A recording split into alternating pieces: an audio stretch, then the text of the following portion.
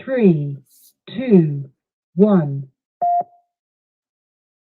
Blog Talk Radio. Good evening, ladies and gentlemen. I'm Ted Santos, and I am your host of YouTube and Chill, and it is Friday night. And on Friday nights, well, we kind of sit back and chill. We talk about sex and intimacy. And today, that is for sure the topic. We're going to get into some sex in a very interesting way. We're talking about sex Happy Meal style. And as you see in the title, we're talking about the former CEO of McDonald's, but he's not the only one. He had his version of a Happy Meal. So if you give me 1 second.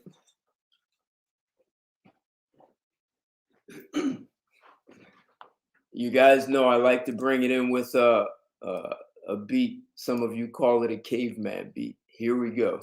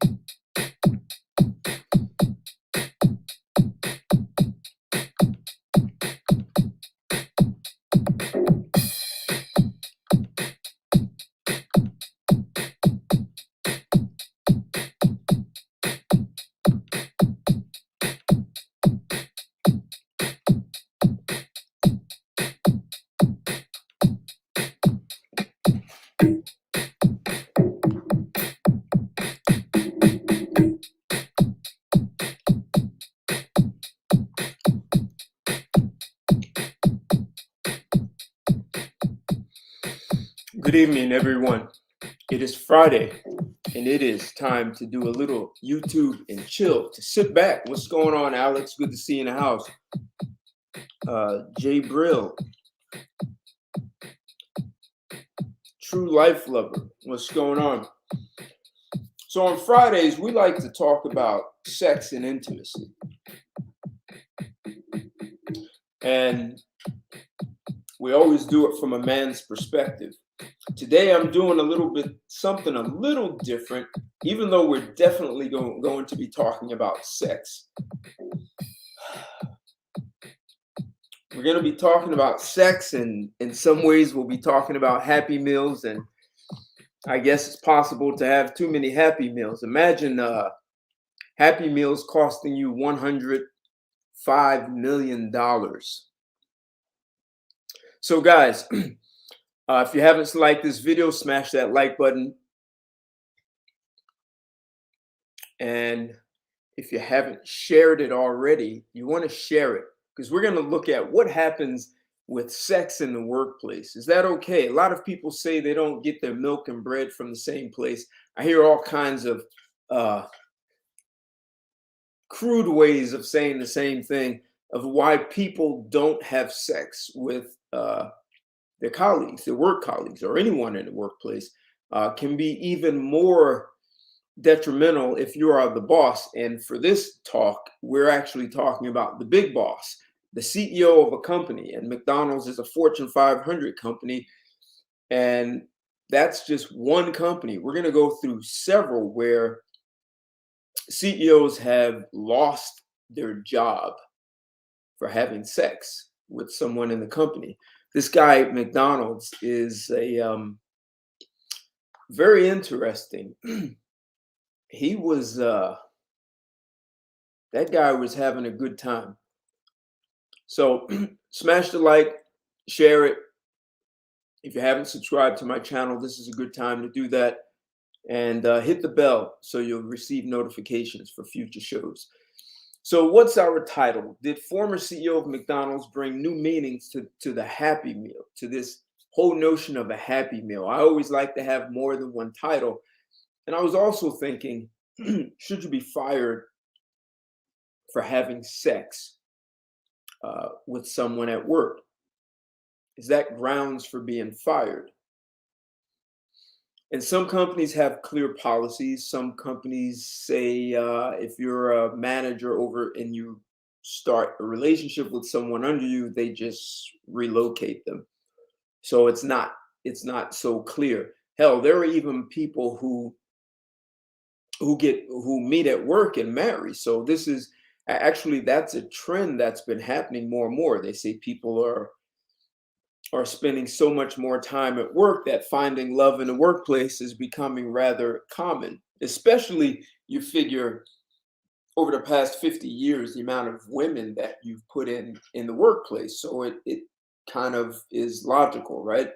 You're working on projects together, you get to know one another, those late nights, and as some people say, it just happened.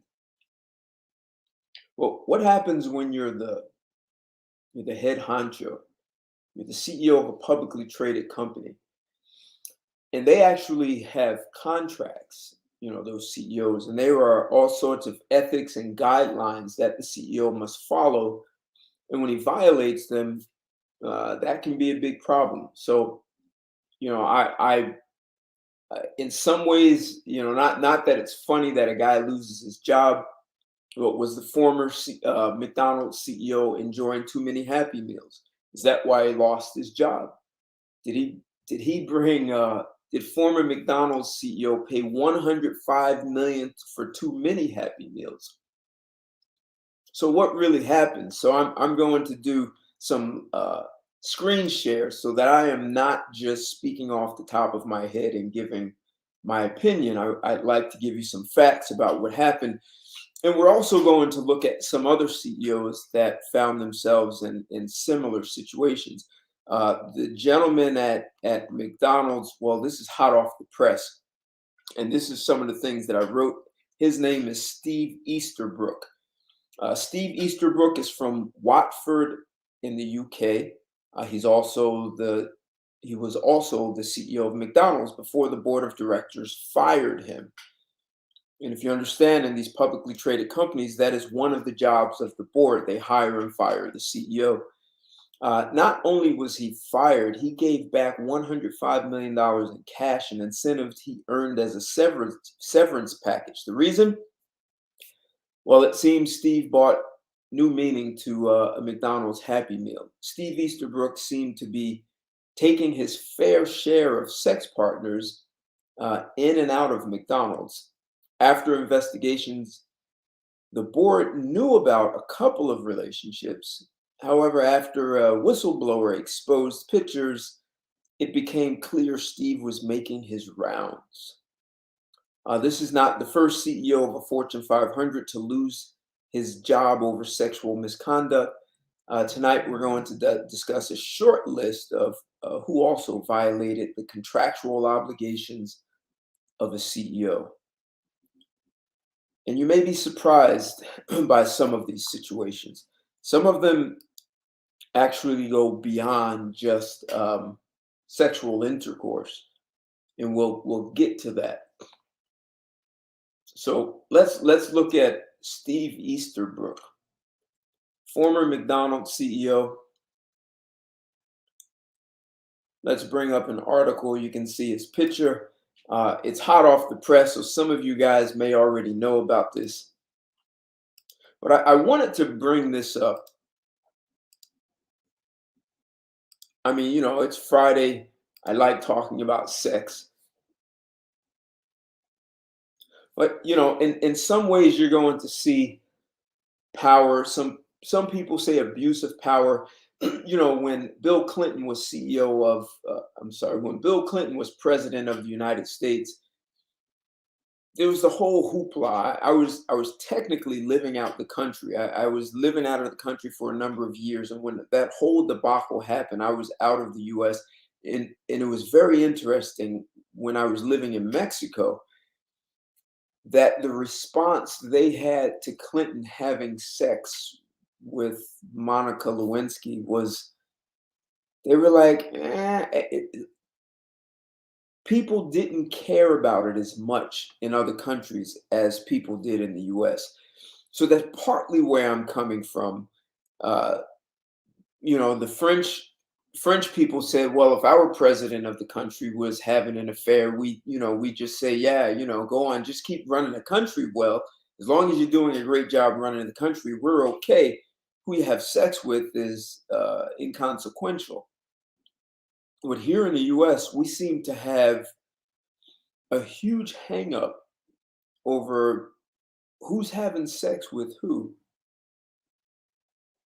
We can even go back to John F. Kennedy. I mean, there are probably a number of presidents. I mean, if you go back far enough, the kings, King George, they had their mistresses. But here in the US, we seem to frown upon this. And this gentleman, the former McDonald's, he was actually divorced. But what you're going to find interesting is this guy, some may say he was you might look at him as somewhat of a player. And I'm going to take some calls tonight. If you'd like to call in and join the conversation, the phone number is 323-642-1387. That's 323-642-1387. I see you, Catherine Gaines. So this article, is this the Fortune magazine, reputable. This is very recent, December 16th, 2021. So this is literally from yesterday.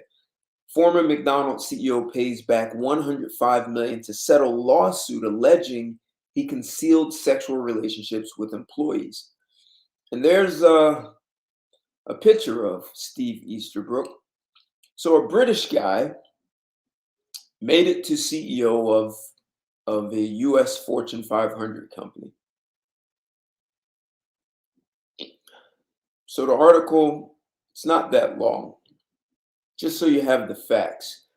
McDonald's took the highly unusual move last year of suing its former CEO, Steve Easterbrook, to claw back his compensation, alleging that he had multiple sexual relationships with employees during his tenure and lied to cover them up. To industry observers, the allegations were shocking, but so was McDonald's decision to sue. So imagine they were suing this guy. And he was already gone. He had already been fired. No one expected an old school institution like McDonald's to air its dirty laundry in order to distance itself from former CEO. Today, the saga, which had brought unwanted attention and scrutiny to the company and its board, ended for the Golden Arches. McDonald's announced that it had settled what board chairman Rick Hernandez called, in an internal memo viewed by Fortune, its unprecedented lawsuit, with Easterbrook returning equity awards and cash with a current value of more than $105 million. So imagine Steve Easterbrook had $105 million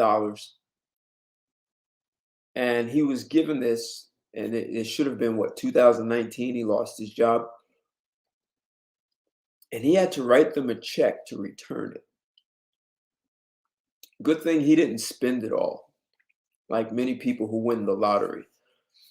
Article goes, the amount is what Easterbrook would have forfeited. So now, and this is the part.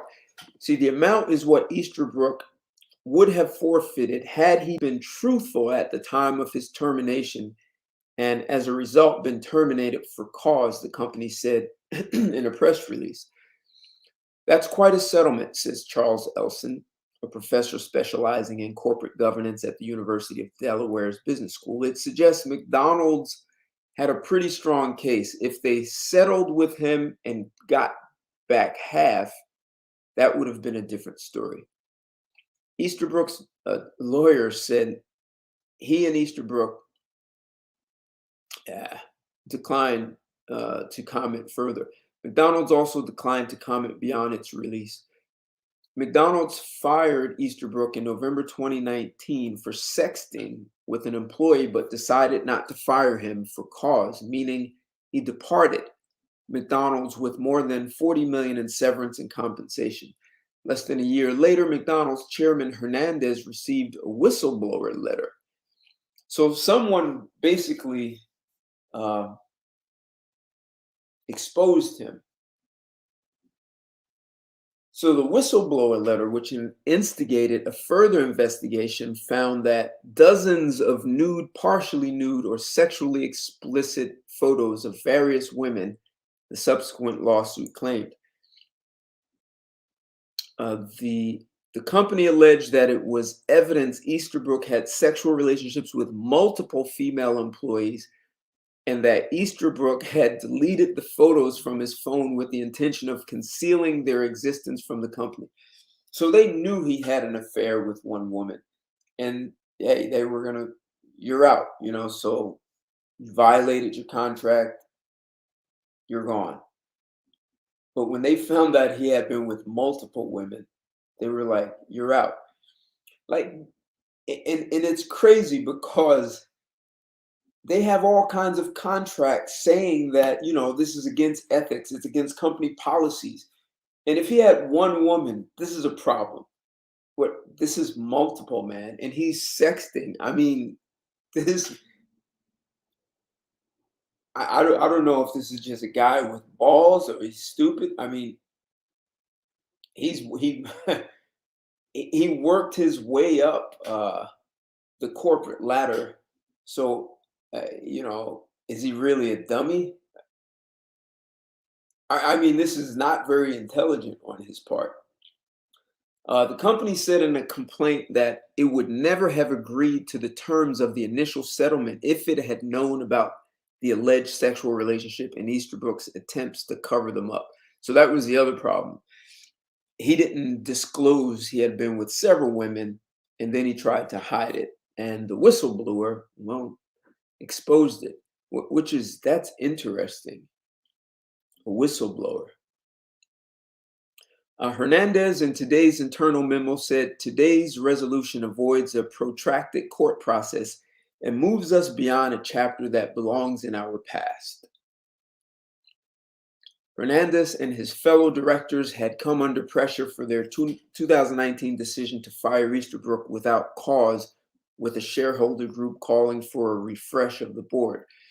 So even the board was being questioned for firing him, and you're going to find out why it wasn't, why the investors, especially the major investors, were not happy about Easterbrook being fired. Also, as part of the settlement, Easterbrook issued an apology saying that he had failed to uphold McDonald's values and fulfill certain responsibilities as CEO. Easterbrook had been tapped by the board in January of 2015 to turn around the struggling burger giant. It had shaken up the insular culture. He had made big moves like implementing all-day breakfast and relocating the company's headquarters from suburban Chicago to the city. During his 4.5-year tenure, Easterbrook grew McDonald's market cap by over $50 billion, more than any restaurant CEO has ever added during a similar time span, according to industry consultant. So this guy increased the amount of investment money coming into the organization, driving up their stock price. And that's more than any restaurant CEO has ever. $50 billion he added, and he did that in 4.5 years. So I don't think the board wanted to get rid of him. I mean, he's known for doing a good job, and he did some other things in terms of technology. Let's look at another article. I mean, technically, this guy Easterbrook was technically doing a good job as a CEO. He was making some great decisions. He shook up the company, but man, he just took liberties. I mean, McDonald's is known for a Happy Meal, but I didn't think it was supposed to be taken advantage of. And I don't know. It's hard to say he took advantage of women, because this would have all been consenting adults.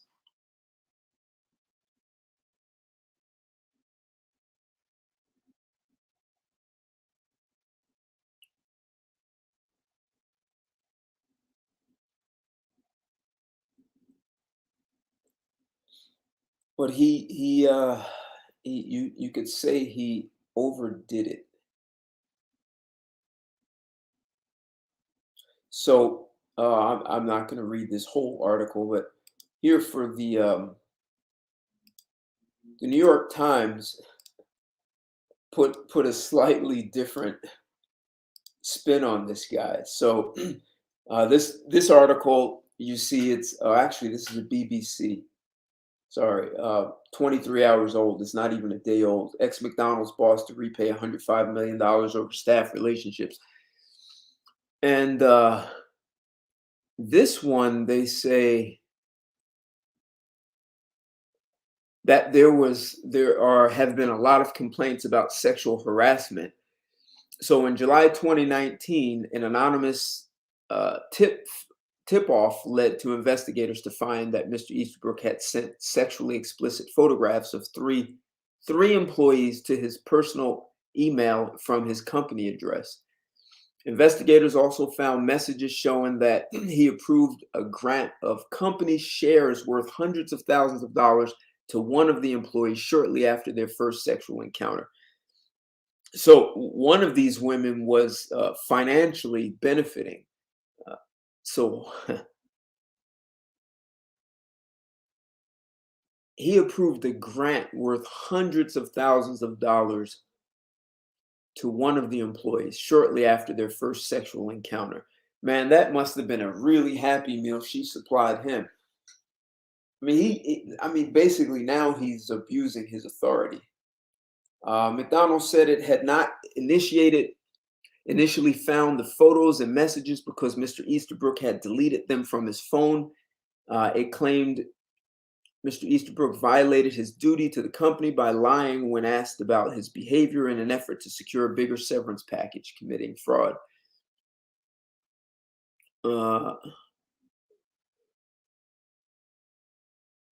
But there was, let's see, in this article, it talks about a woman who's spearheading a sexual harassment. So they say in a lot of the McDonald's restaurants, there's been a lot of sexual harassment.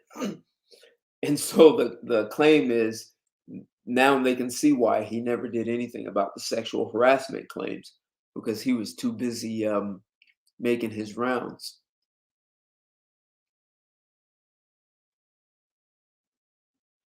So just in April, this past April, the chain announced it would implement new training for its 39,000 restaurants to prevent harassment and promote safe, respectful places. The majority of the restaurants are run by franchisees who will be required to meet new, safer workplace standards. So, man, they're really lighting up a fire here.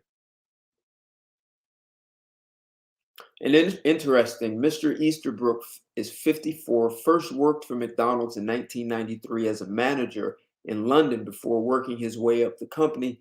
He left in 2011 to become boss of Pizza Express and then Asian food chain Wagamama before returning to McDonald's in 2013, eventually becoming the chief executive officer. So this guy is definitely a story of a man who worked his way back up. I mean, he worked his way up the top.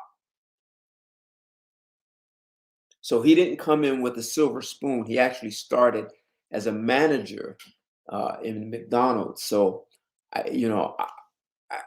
can't accuse this guy, but I can only imagine on his way up, he must have just been having easy pickings, man, and had his pick of the litter.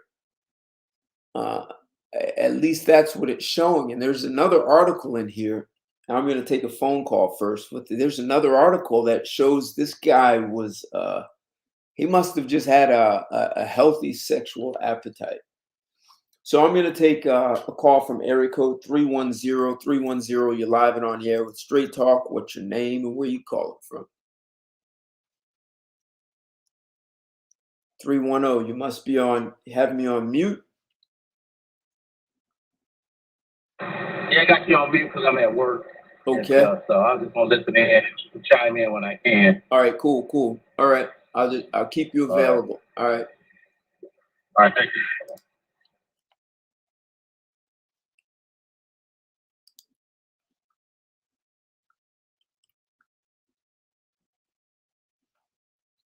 So before we look at the other CEOs, I just want to take one more look at this Easterbrook guy.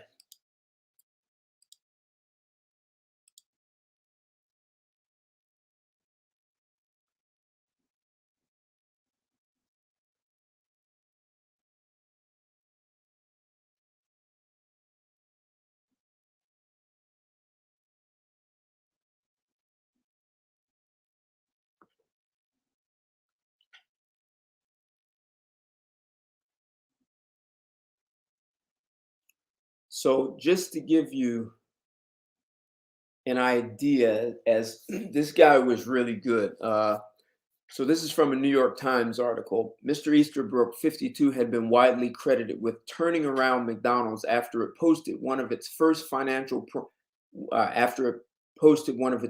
financial performances in years in 2015. So he came on in 2015 and he came to fix it. A native of Watford, England, who previously ran the company's British business, Mr. Easterbrook emphasized technological innovation, striking food delivery deals with third-party apps, Uber Eats and DoorDash, in acquiring small companies that specialize in machine learning and artificial intelligence. They said the year before he was fired, I guess it would be 2018, he was paid more than $15 million. There's no question he's been a very good CEO during his time here, said Jonathan Mays, editor of the trade publication. he really made that organization a lot leaner. They make decisions a lot more quickly. They've gone from a company that was well behind on technology to the one that is arguably at the forefront of things like artificial intelligence in delivery. So Mr. Kempczynski will take over from where Easterbrook started.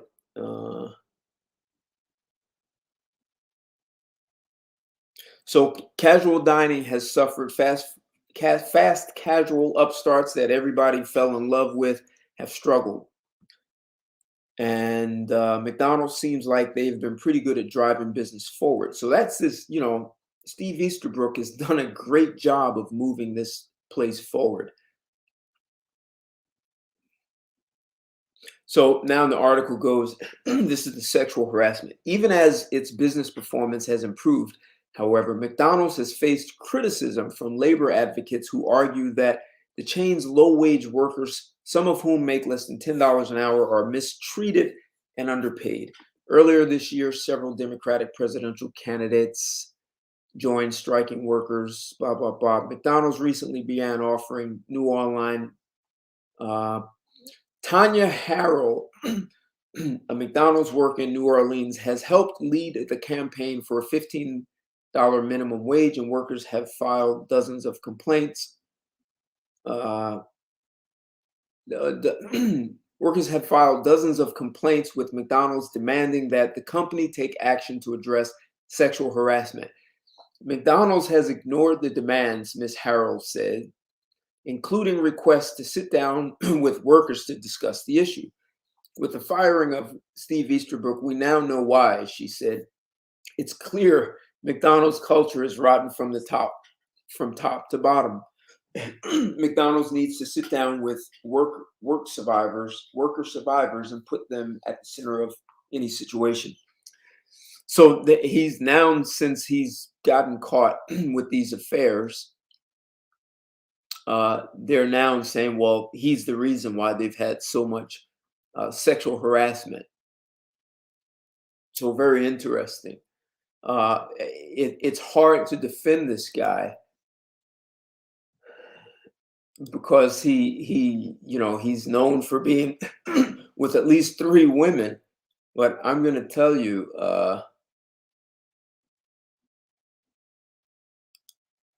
it's even before he took this job, even before he took the job of CEO, he doesn't have the best reputation. And this is the last article I'm going to share about him. But this guy just has a track record, man. This is the U.S. Sun, the Sun News. Let's play a quick video. Let's see what's the date on this. This is November 2019. Let's run this quick video. Tonight, a major shakeup at McDonald's, with the company announcing it has fired CEO Steve Easterbrook because of a relationship with an employee. In a letter to all McDonald's staff, Easterbrook says the relationship was consensual, but acknowledges he violated company policy. Writing, "This was a mistake. Given the values of the company, I agree with the board that it is time for me to move on." McDonald's announced the change today, writing in a statement, the board determined Easterbrook demonstrated poor judgment.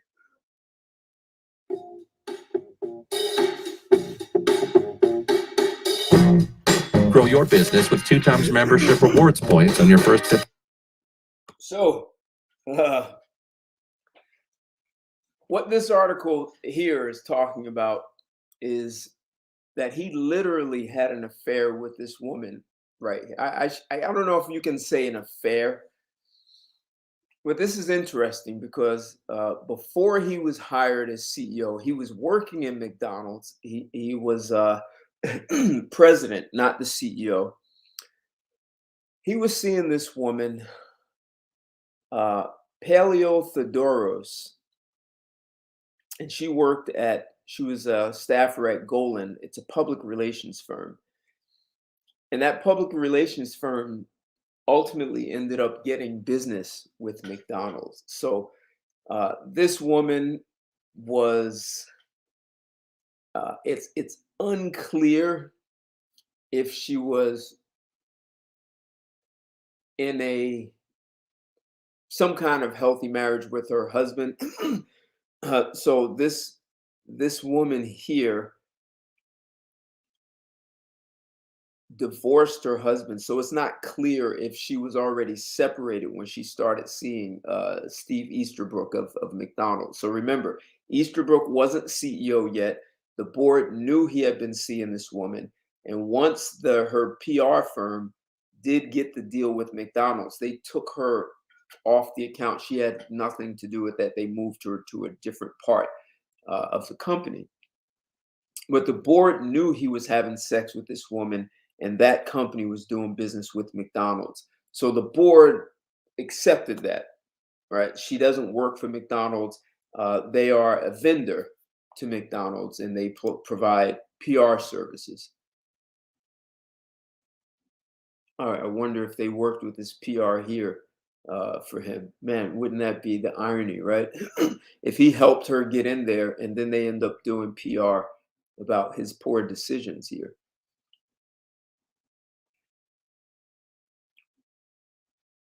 So here, the article says, when Easterbrook became CEO of McDonald's in March 2015, the board determined that the relationship with Miss Paleothedoros didn't violate company policy and signed it off. She was then removed from the McDonald's PR account. The public relations firm said that at the time, Easterbrook had no working relationship with our firm and didn't oversee public relations. Easterbrook and the woman dated for more than 2 years. At the time, Mr. Easterbrook had separated from his wife, Susie, and the board determined his relationship with Paleothedoros did not violate company policy. The CEO's marriage to Susie had since ended in divorce. Records show Ms. Paleothedoros and her ex-husband began divorce proceedings in 2014. So and their marriage officially ended the following year in 2015. The couple had 2 children.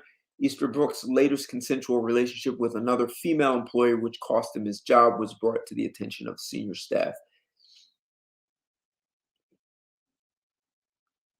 So, man, this guy, he made his rounds. We'll just put it at that. He used his executive position in McDonald's to make a lot of things happen. And I wasn't there to see it all, but man, he's just got a trail. Even in this article, the guy, the husband of this woman, he had an affair. He's the husband, Nick Paleothedoros, is said to have told pals he's not a fan of the divorced Brit, 52, who was fired from McDonald's last week over consensual fling with another colleague. So I don't know if he was playing around with this guy's wife before, maybe that was part of the catalyst. I mean, and that's interesting. Did she sleep with this guy to get the account? You figure any PR firm that gets business with McDonald's, that could be a huge account. That could be worth millions of dollars. So that's one way to get business. Something like that happened for Walmart. And Walmart had $3 billion account for marketing and PR. And there was a woman who actually ended up sleeping with the guy who made decisions. He wasn't the CEO, but it created problems. So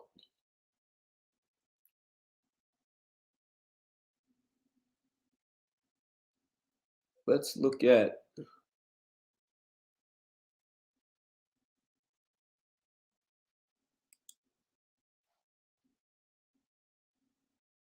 so there are several CEOs that have been in this kind of situation. I want to share one with the guy. His name is Mark Hurd.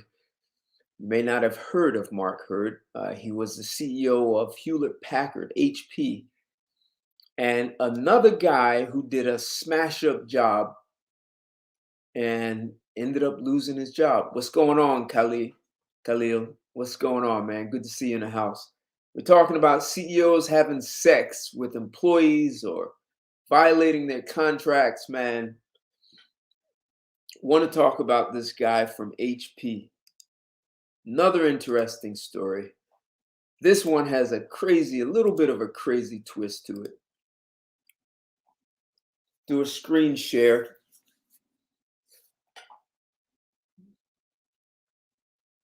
And this article is back in 2011.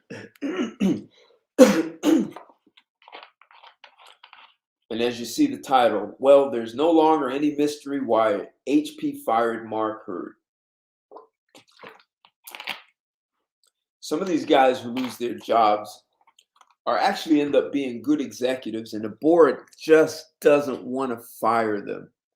I mean, it's such a lengthy process to find a CEO to replace. There's a search. Unless you have someone immediately waiting, like McDonald's had someone who just moved up to CEO who's already in the company.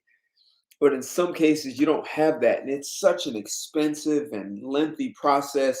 If you don't have someone who's prepared to move up and stand in the shoes of CEO, sometimes a board member will jump in and fill in.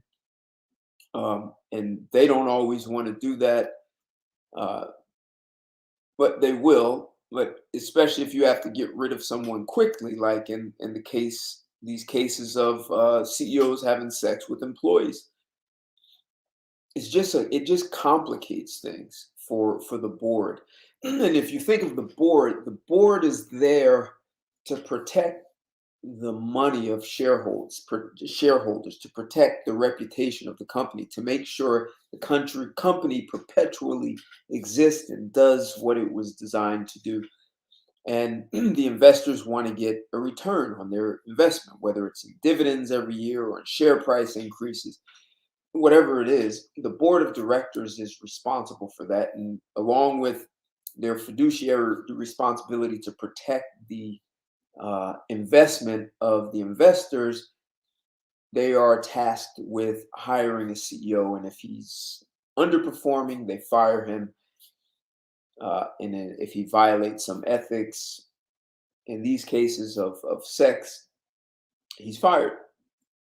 And I just find it so interesting that the way we look at sex here in the United States, once you guys already heard me when, I was living abroad, when Clinton was the whole Monica Lewinsky, the rest of the world was laughing at the US and saying, wow, you guys are spending all this money to talk about your president having sex. Like, or the rest of the world thought it was really kind of an immature approach to dealing with an executive and chief executive of a nation or even of a company. So here we go with this gentleman. His name is Mark Hurd. He was the CEO of Hewlett Packard. The article goes, the letter that led to Mark Hurd's ouster as CEO of Hewlett Packard has finally been released, and it makes clear why HP's board ultimately fired Hurd and why it had no choice but to do so. It wasn't the sex, of which, by all accounts, there wasn't much. It was the dishonesty. Once again, this is the same thing with the McDonald's CEO, Easterbrook. There's this dishonesty that happened. There's a covering up. And wait till you hear, not only is this guy, Mark Hurd, cover up, he made a critically poor decision here. So the letter written by attorney Gloria Allred alleged that Hurd had sexually harassed an HP contractor by the name of Jody Fisher. Let's see. if we can get, we're not, sorry, I did that. I don't remember if there's a picture of her in here.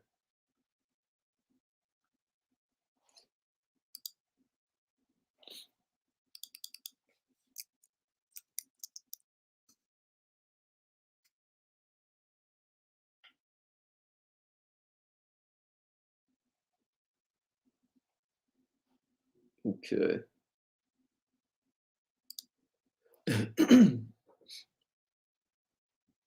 See if I can find a picture of this woman.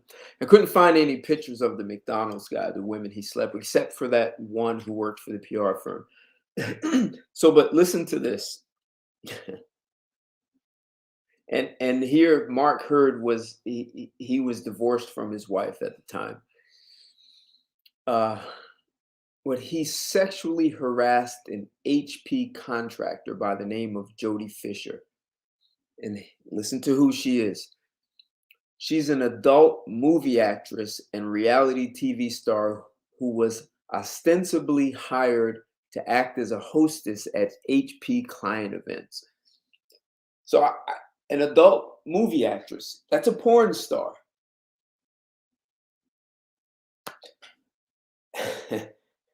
So a porn star was hired to be a hostess at HP client events. Interesting.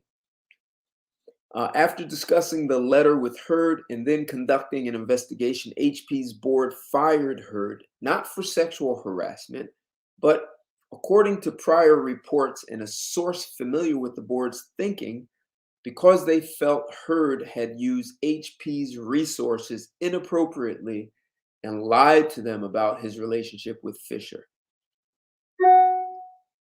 So, and you'll hear that this guy actually did a great job. Maybe the board would have swept this under the rug. But when you hear what he did to sweep his actions under the rug, the events leading up to Hurd's departure are important because HP's board was strongly criticized for overreacting when it dismissed Hurd. Hurd's sudden departure cost HP shareholders billions of dollars in lost stock value and led to multiple lawsuits. See, he was actually doing a really good job. And so when he was fired, I guess the world, people who invested, were selling off the stock and the stock price dropped. Like, it would not have looked good, like something was wrong with the company. Something was being hidden. So it has therefore always been important to understand why the board did what it did and whether the firing was justified. Based on the evidence to date, of which the letter is a key piece, the answer is yes, the firing was justified. The day Jody Fisher and Mark Hurd settled their grievances, which was the day before Hurd was ousted, Fisher published a short note saying that Allred's letter contained inaccuracies. She was presumably required to do this to get her money. Interesting. Not surprisingly, Hurd's attorney used this note to basically dismiss the letter as fiction when it was released yesterday. But the letter is 8 pages long and contains hundreds of facts, so it could have many inaccuracies in the details, as Fisher put it, and still be mostly right. And what the letter suggests is that Mark Hurd used HP money and resources to arrange and pay for a series of dates and hotel room encounters around the world with a woman he had an intimate relationship with. It also suggests that he had an intermediary, his chief of staff at HP, Caprice McIlvaine, arrange all the details so he would be able to deny some of them later. So this guy, this was premeditated. I mean, he strategically mapped this out and even had someone do the dirty work so he could look like he was not really part of it. And in a particularly alarming detail that has previously been reported, it suggests that Hurd told Fisher about HP's pending acquisitions of EDS before it became public. And see, that could put him in jail. So you're a publicly traded company. You're planning to buy another company. That's major. That's like on the level of Martha Stewart and Ivan Boesky and those guys. Because he's telling a porn star, call girl. I you know, it's a little ambiguous about what she really did, and you'll see why. But for him to tell a person who's not in the company and not one of the executives about an acquisition before it goes public, that's major, because this woman, oh, here's a picture of her. Yeah, there's a picture. That's her right there. So she's an attractive woman. And that's Mark Hurd. And by the way, Mark Hurd died, I think, in November of 2019. But for him to tell this woman that she could have bought the shares of EDS, she could have done all kinds of things. I mean, that could have just been a disaster by itself if it would have leaked. I mean, that's just an absolutely poor decision on his part. I mean, there's no poontang in the world that will have you violate something so significant. All right, you know, whether it's Martha Stewart or many of the others back in the 80s, like Michael Milken and Ivan Boesky, who were doing all kinds of insider trading and sharing information like this. You just don't do this. It was bad enough he was hiding it and having someone else do his dirty work. Initially, when the Allred Fisher letter arrived, Hurd reportedly dismissed it as a simple shakedown. According to the Wall Street Journal, he told board members that he had a couple of dinners with Fisher, but barely knew her, and that all of the allegations in the letter were false, including the EDS claim.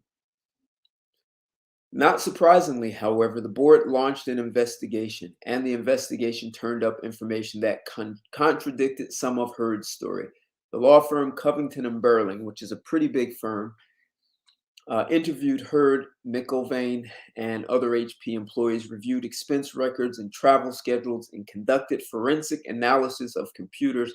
And this investigation concluded that Hurd had likely initially lied to the board about his relationship with Fisher.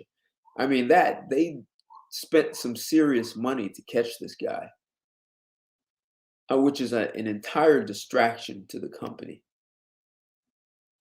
One of the findings of the investigation was also alleged in the letter was that Hurd and Fisher's relationship appears to have been intimate right from the get-go, in large part because of the startling amount of attention Hurd lavished on her.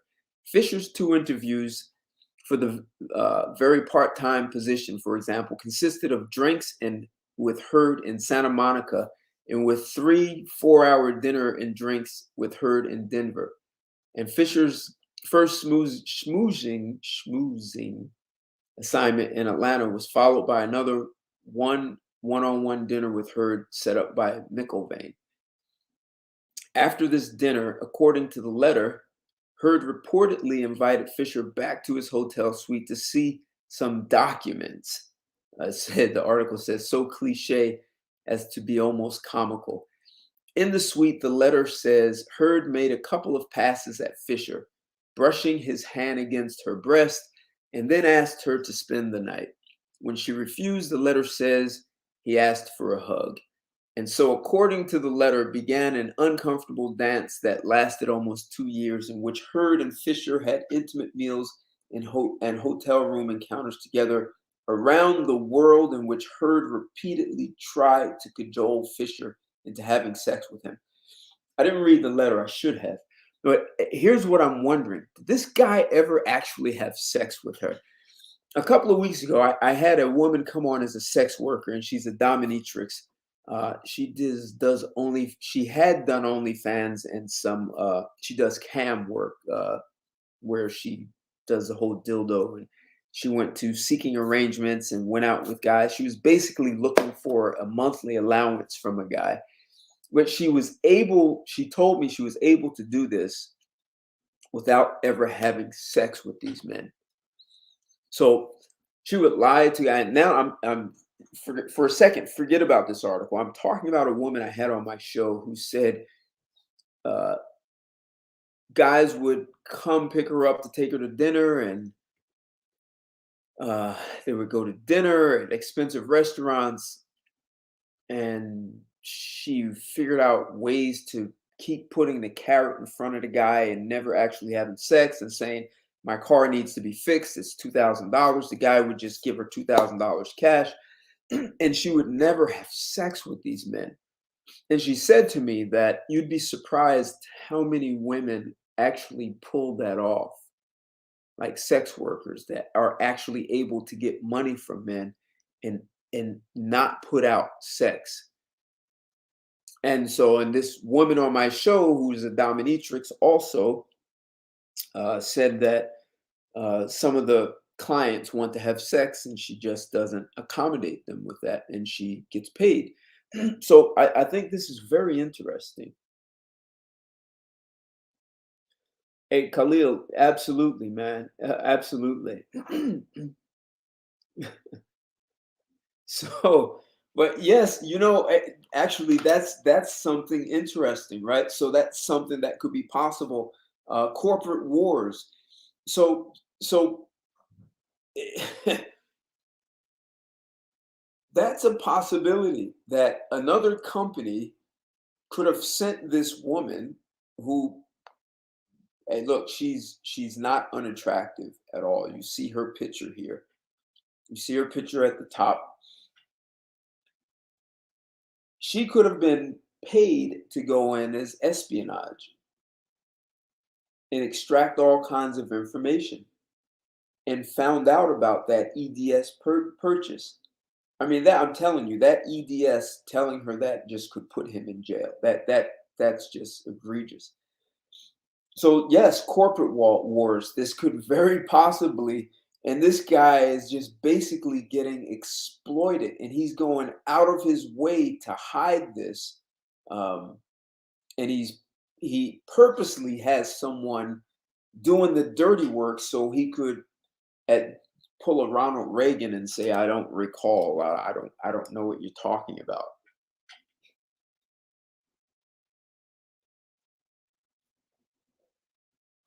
Interesting. Yeah, clearly espionage, right? Absolutely. They said when the Cold War ended that a lot of those CIA spies were hired by corporate America, and they were hired to go do espionage in other corporations. So this is a great way. Absolutely, no question.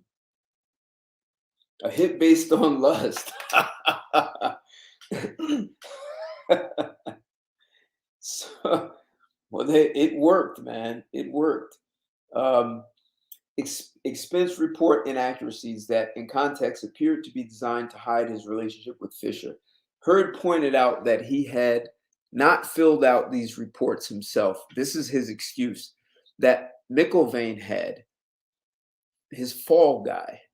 But the same repeated mistake on the reports and notations saying that Hurd's dinners with Fisher had in fact been with or included HP's head of security suggested that at the very least, McIlvaine was intentionally trying to cover for him.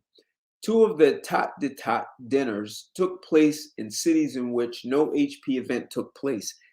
These make it look as though McIlvaine basically acted as Hurd's madam, setting up dinners around the world for him and flying in a part-time employee who had no reason to be in the same city other than to have dinner with him. For a company as large and visible as HP, and especially for a company trying to move past a recent ethics scandal, the phone record pretexting used to try and figure out which board members were leaking to the press, there's no way the board could have continued to employ Hurd as the CEO. Let's see. In short, Hurd acted inappropriately with a subordinate, one who he may well have hired with this in mind, right? So they're saying that McIlvaine may have been hired just to do his dirty work and had the company pay thousands of dollars to facilitate this inappropriate behavior and was not forthright about his behavior when asked about it. Put those together, HP's board had to fire. But yeah, I'm with you, Khalil, like almost like a hit, right? So he was set up. He was set up. He took the bait and got smashed. He smashed and got smashed. Well, what was interesting, let's see if I could, is the Mark Hurd at HP. Man, this guy came in like blasting with all guns. He came in and laid off 10% of the workforce when he was hired as CEO. That means he laid off 15,000 people, which increased profits. He took departments that were like, he took different aspects of work like IT, which may have been like 80 different departments, and he compressed that into 9, for example. He got rid of people, he cut expenses, and the shareholders loved him, because if you're still making, let's say, $100 million and you just got rid of 15,000 people, that means profits are up. That means the shareholders win. You can pay bigger dividends. So in the shareholders, they love this guy. They didn't want to get rid of him. And the board knew that he was doing a great job. But just, yeah, I mean, just exposing an acquisition that hasn't hit the public yet, that was just really stupid. And that by itself smells like, you know, a hit in espionage. I mean, that's the example, I guess, of you talking about a guy who can't control what's between his legs. That's really dumb. Even though he came in doing a great job, in the end, he ends up hurting the company. And just look at how much money he cost the company in having to go through all of that investigation and have to sift through his lies. That's a big problem. That's a huge problem. So, but they're not the only. Made a small splash in games when it was actually happening, but So they're not the only ones. So I want to do another screen share. I mean, these are usually Ivy League, well-educated men. They're not the founders, but they were saying Mark Hurd at HP that he had like a founder's mentality. He was running it. Guy was doing a broader cultural landscape. So here's an article: number of CEOs who exited after bad behavior grows, and this is from 2018. Intel CEO Brian Kranich, who abruptly resigned after what the tech firm on Thursday described as a past consensual relationship with a company employee, is the latest in a string of top business executives who were ousted or resigned for violating corporate codes of conduct. So that's Intel. That's another huge company. Priceline, Houston. Darren Houston resigned in April of 2016 after a lengthy investigation revealed a relationship with a female employee. American Apparel. Dov Charney, fired in June 2014 by a trendy clothing company he founded. So he's the founder of American Apparel. The ouster followed claims of sexual harassment of an employee. You have to wonder. I mean, you're in a position of a CEO of a multi-billion-dollar corporation. I understand that you're busy, but damn, you can get women from like a lot of different places. Doesn't mean that you go into the hood or something. but you can have access to a lot of women. But I guess not all those women are going to be good looking. Bill Gates married an employee, so go figure, right? He just married the woman. Best Buy. Brian Dunn resigned in April of 2012 following an investigation in an alleged close personal relationship with a female employee. Man, these guys are just getting knocked down. Highmark. Kenneth Milani, CEO, fired April 2012 following a domestic dispute and allegations of having a romantic affair with a business analyst employed by health insurance company.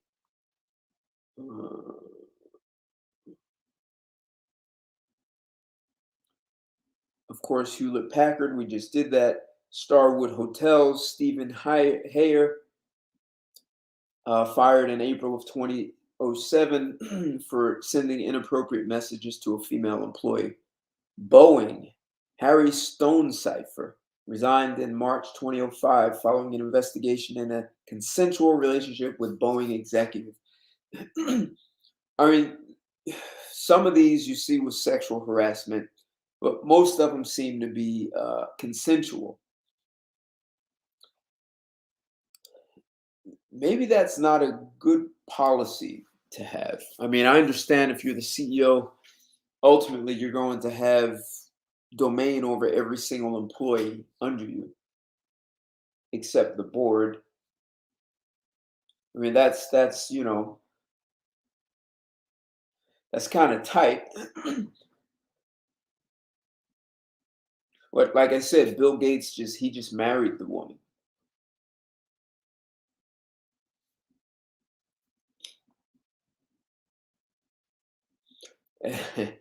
A Shakespearean tragedy, right? He put it all on the line for a whore.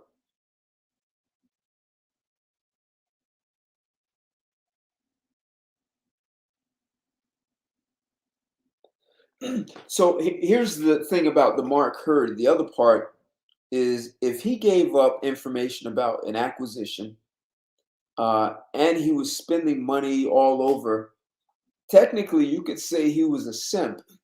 I mean, as powerful as this guy came in blasting guns, laying people off, the investors loved him. What sort of like Samson and Delilah. It seems he was weak to this woman. Man, she must have really mastered the art of seduction. And she really must have seduced his mind and got him doing things. All right. You'll hear me say women don't have power. Women's power is predicated on them being able to call the police and call some other man that will protect them. But man, women can have such powerful manipulation when they understand the art of seduction. In some ways, it seems like a lost art with women working so hard to compete against men. But if you train an attractive woman, even an average looking woman, to know her target and use the art of seduction, as you see, these are men who really have power. These are men who are responsible for writing many of the policies that go through our legislators on Capitol Hill.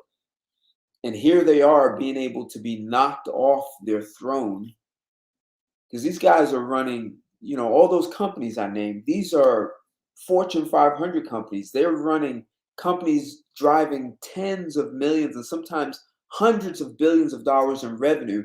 These guys are running businesses that are spread all over the world, and they let some woman knock them off their throne. For what? I mean, a Happy Meal. I mean, come on. I mean, the McDonald's guy, Easterbrook, I mean, he was having a field day. He had a bunch of Happy Meals there. Cost him $105 million. There's no pussy on a planet worth $105 million. He had to give it back.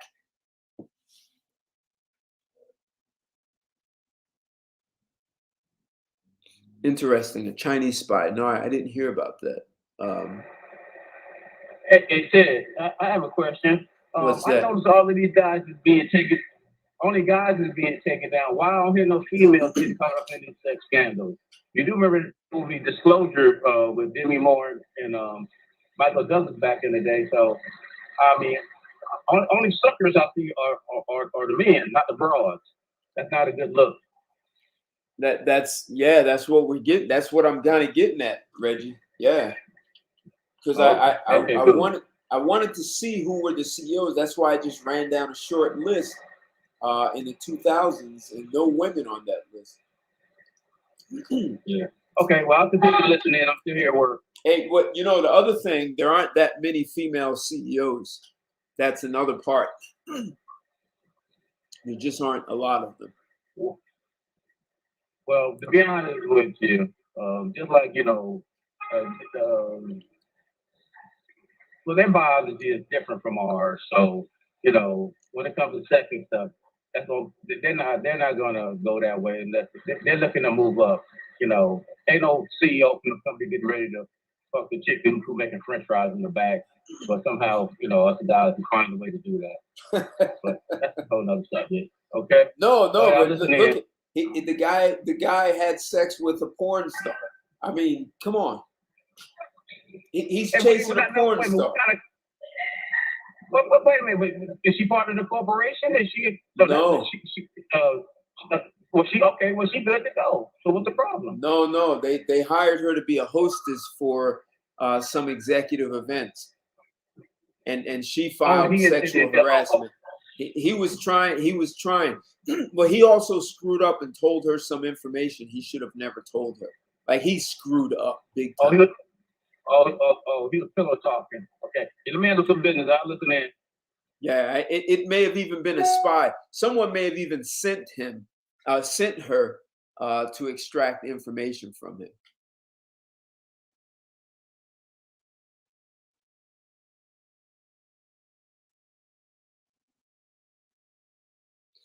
Yeah, hey, Khalil, me living in DC, that this whole extortion, a lot of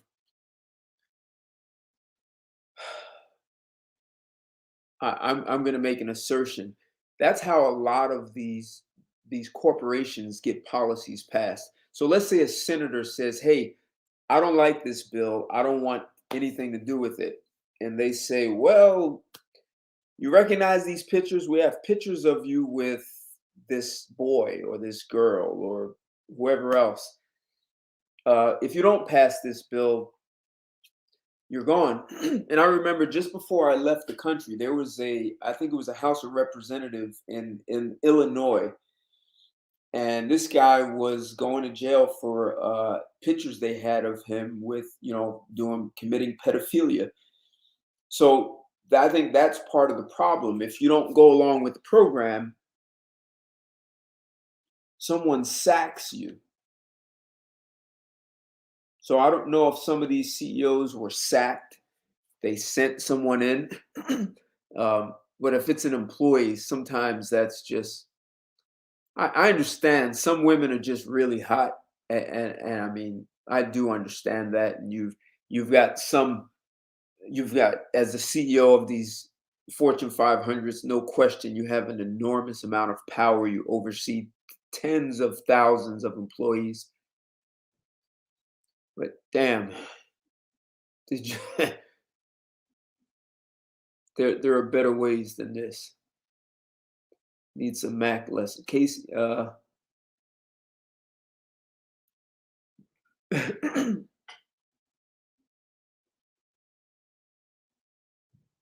okay. I've heard about this House of Cards. I've never watched it. Yeah, but see, these cats don't need game, Khalil. They have power. Power trumps game every day of the week. They just made some poor decisions. That's all.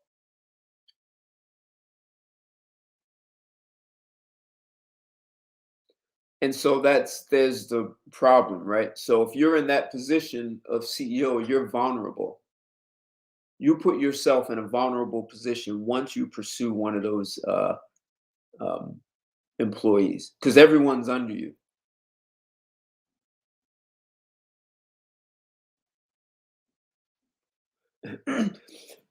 And so, yeah, exactly. So this is why you say it's demonizing male behavior of men. This is why I bring up the Bill Clinton. The rest of the world was laughing at the US, saying, you guys are making such a big deal. He had sex. Like, what does that have to do with his job? And some people will say, well, he made poor decisions. And if he made poor decisions with that, he could be making poor decisions as president. We've demonized, it's not just that we demonize men's desire for sex, we demonize sex itself. And that has spilled over into the mindset of women in the US who themselves have demonized sex, and they call it this dirty thing. It creates all kinds of problems, and it's turned sex into a transaction. Even when guys are in a marriage, sex becomes transactional. Yeah, a lusty man is an ATM to a whore, right? That's exactly, yep. It's a transaction. You're the ATM machine, I'll open my legs for you.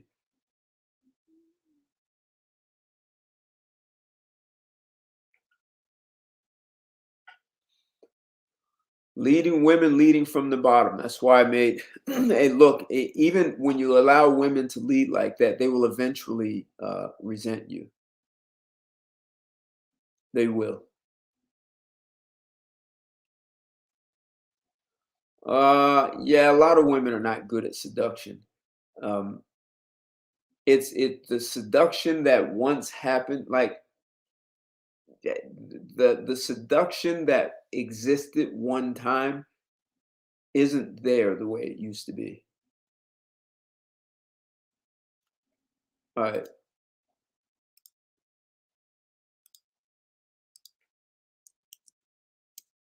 There's a link, Khalil.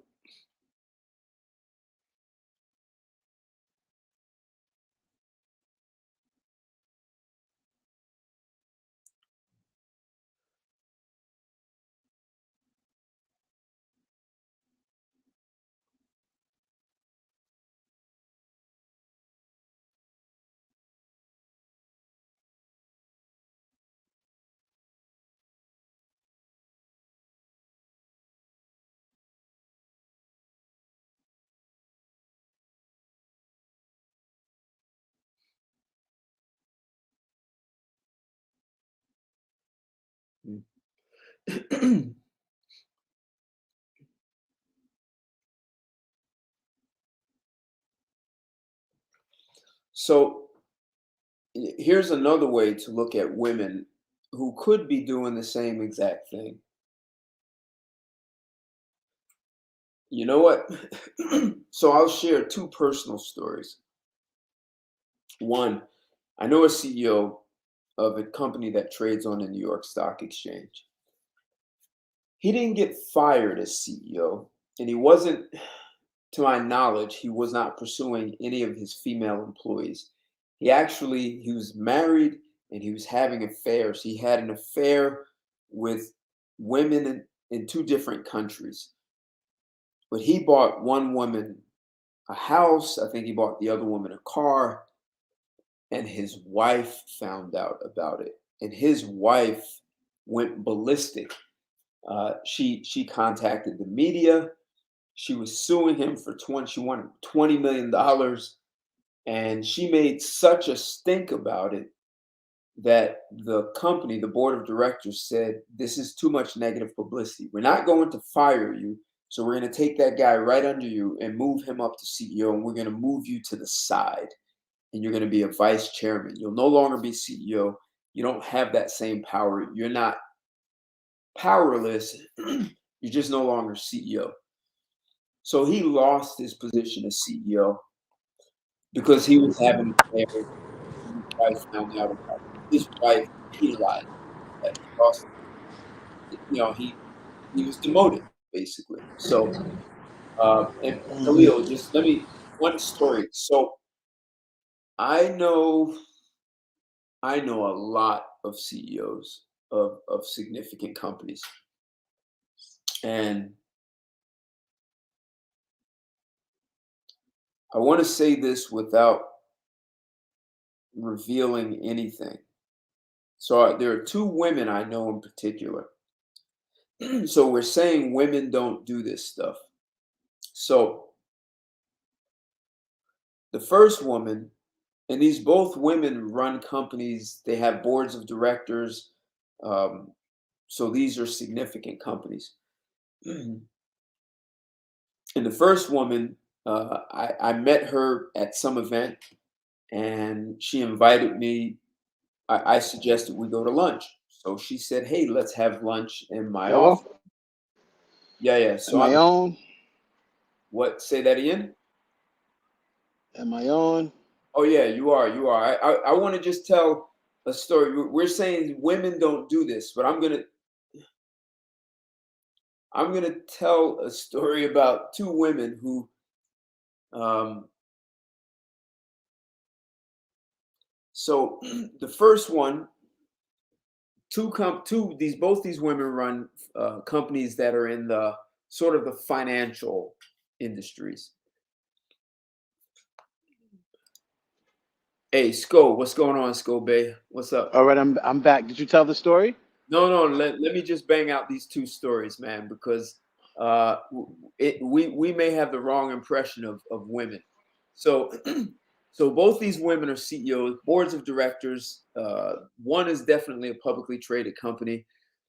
And so the first one I go out with, I not go out. Let me just I'm meeting these women for business. And I know I'm meeting for business and I want to close the deal with these women. So the first one, I say, let's have lunch. She said, "Oh, we can have lunch in my office." So she orders lunch, and when I get there, I'm wondering why her executive's assistant and staff. I felt like the red carpet was rolled out for me. I mean, it seemed like people were kind of going out of their way to accommodate and be nice to me. I was a little surprised, but I'm maybe I just think that much of myself, and that's okay. But I get in her office and I sit down and I'd known this woman for probably, I don't know, a couple of months, and I'd never seen her act so feminine, but I'm really still not paying attention because I'm there for business. And at some point, she's asking me more personal questions. And so, that's normal with CEOs. You get to know one another, you bond, you ask personal questions. But then when she asked me if I was dating someone, and I said yes, and I was living with someone at the time. And she said, "Oh, we should double date." And she said, I'm dating a guy too, and we could go out, and we actually set a date for when the four of us would go out. But then she called and said she broke up with this guy and we can't do this anymore. So I don't think she ever was dating anyone. I think she put herself out. She put her neck in a guillotine by asking me if I was dating someone.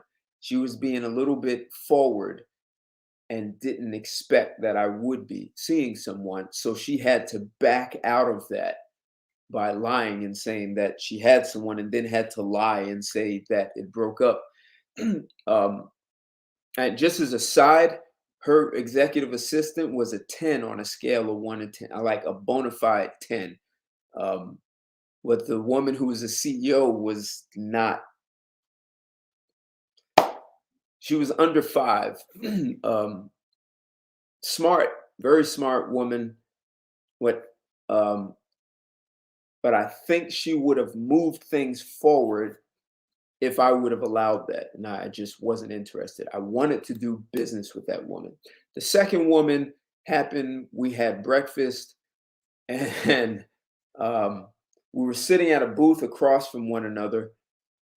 And at some point, I noticed her blouse was unbuttoned, like literally down to her navel. Like I know she doesn't go to work. This woman is a CEO. This is a very conservative company. She comes from a conservative family. Her blouse is unbuttoned down to her navel. And she at some point said, oh, I'm going to go to the restroom. So she gets up, walks towards the restroom, and she comes back and said, oh, I forgot my purse. And instead of going to her seat and sitting and grabbing her purse and coming out, she reached across the table, and now her breasts are kind of in my face. And I see the blouse just open up like the Red Sea right in front of me. And of course, I looked. And then she looked back like, I got you, caught you. But even the whole things leading up to that, and some of the conversations, that these women were both available. I was there for business. I didn't really catch it at first because I was very focused on business, and I could have played that game. I just didn't. So women in those positions, if I would have, especially the first woman, if I would have laid her down, I would have gotten business from her. I'm comfortable to say that if I would have played and gave her the power move, I would have ended up with business, and I didn't. So I didn't end up with business. So women, you give women the same power as CEO as a man, and they do very similar things. This is not gender based. This is human based. And I'll shut up there. Scobe, what's going on?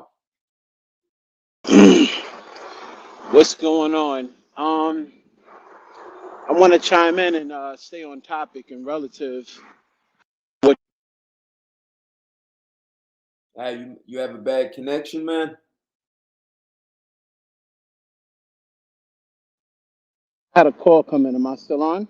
Yeah, there you go. All right, cool. I got you.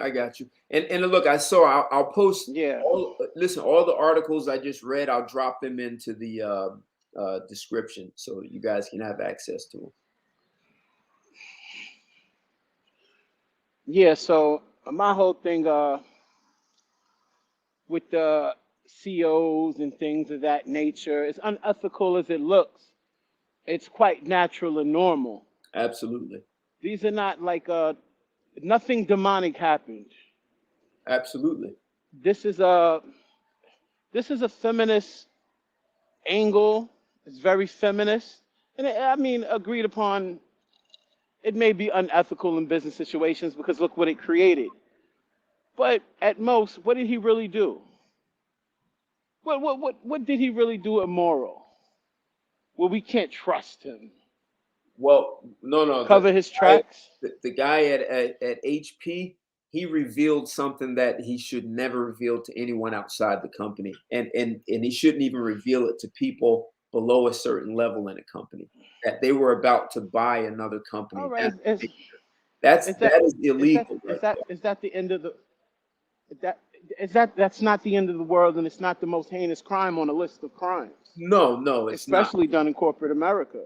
Insider trading goes on all day. It's a normal thing. It's a way of life. And there was one time when that exact action that he did just wasn't illegal. It's not that long ago either. So we'll take a powerful figure, a skilled, educated man, a man who dedicated the bulk of his life to this company, and just tear him down. Yep. Exactly. Because he was lusty. Lusty. But is there a female equivalent of this very action? Is there a female equivalent? No, there's not. The only female equivalent you have is high school teachers fucking their students. You don't have anything of the equivalent. So this is a part of the feminist purge and demonizing the basic mating practices and behaviors of men. That's what this is. And they throw it on the paper and they drag them. They did it to Elliot Spitzer. So what? He fucked the whore. The mayor, just a couple decades ago, the mayor is in and out the whorehouse. It's a happy man.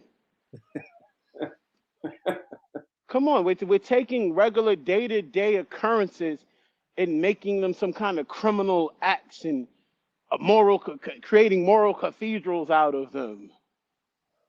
Let him kiss his wife's ass and move on. And look, the McDonald's and HP guy were both divorced, so it wasn't like they were cheating on their wife. They were divorced men. And even if they were cheating, and none of this stuff is new. This stuff ain't, it's just a way to drag somebody, and you know what I'm saying. This is clearly some espionage. These hookers don't think like that. Oh, let me go in and he told me this about the company. I can get him in trouble for that. You can't think that was her narrative. I know I can get him in trouble for this. For what? For what? Because she was sent to that man. She probably played and bounced around a couple of other big shots, and they knew how to set him up. That's what this is. And when you're playing, when you're playing that high up the totem pole, you have to protect yourself. That's the bottom line. You have to see. You know what I'm saying? You have to protect yourself, and you can't. Once you give them leverage, once you give people leverage, especially a scandalous woman like that, she's going to use that leverage against you. She's a whore. She's going to wield that power, and that's what she's doing. And this probably boosted her rate. Tell-all book. These whores fantasize about things like this. So when I say they need game, they do need game. He does need game. Because game would have cost less than $105 million. I'll give him a course. Well, Do you think that did he for a second think the whore cared about him? His livelihood, his future? She didn't give a fuck about him. But he got comfortable and been to her as she did. It was just a game for her. It's just a game for her. No, that's the It's just a game. No, the McDonald's guy didn't get the porn star. That was the HP guy. The McDonald's guy had to give back $105 million because he lied. That's what it. He would have. He probably wouldn't have gotten that severance package if he would have told them he had been with several women who were employees. So he lied. He covered it up. That's where a lot of these guys were penalized. This where. All right, I'm confusing it a little bit, but because I came in late to the broadcast, I came in late. And this is where game comes in and it's important. And power is a bigger tool than game by any means. All day, power beats game all day. Game don't stand an hour against power. And these are powerful men, but in certain arenas, no matter how powerful you are, there's an area where you're not powerful. I'll take it down to the ghetto level where the guy running around shooting up the neighborhood. He go in the house, his girl's screaming at him, but all the gangsters and thugs respect him. But he'll go home and his girl's smacking him, spitting on him, and disrespect him. She don't care, but he ain't powerful in that dynamic. So even as powerful as you can be, there's a dynamic. See, when I talk about game, this guy needs dick discipline. These guys need dick discipline, and they don't have it. If you're constantly, what he's you're giving them too much power. We've seen the story too many times. With all the women you dealt with, they bond together and they go get Gloria Allred. How many times have we seen this movie? Ted, haven't you seen this movie before? No, We've all seen this movie.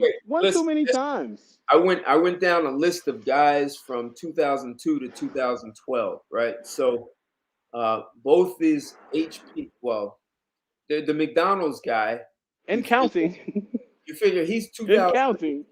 They already know about these other guys who got knocked down off their throne. So it's not new.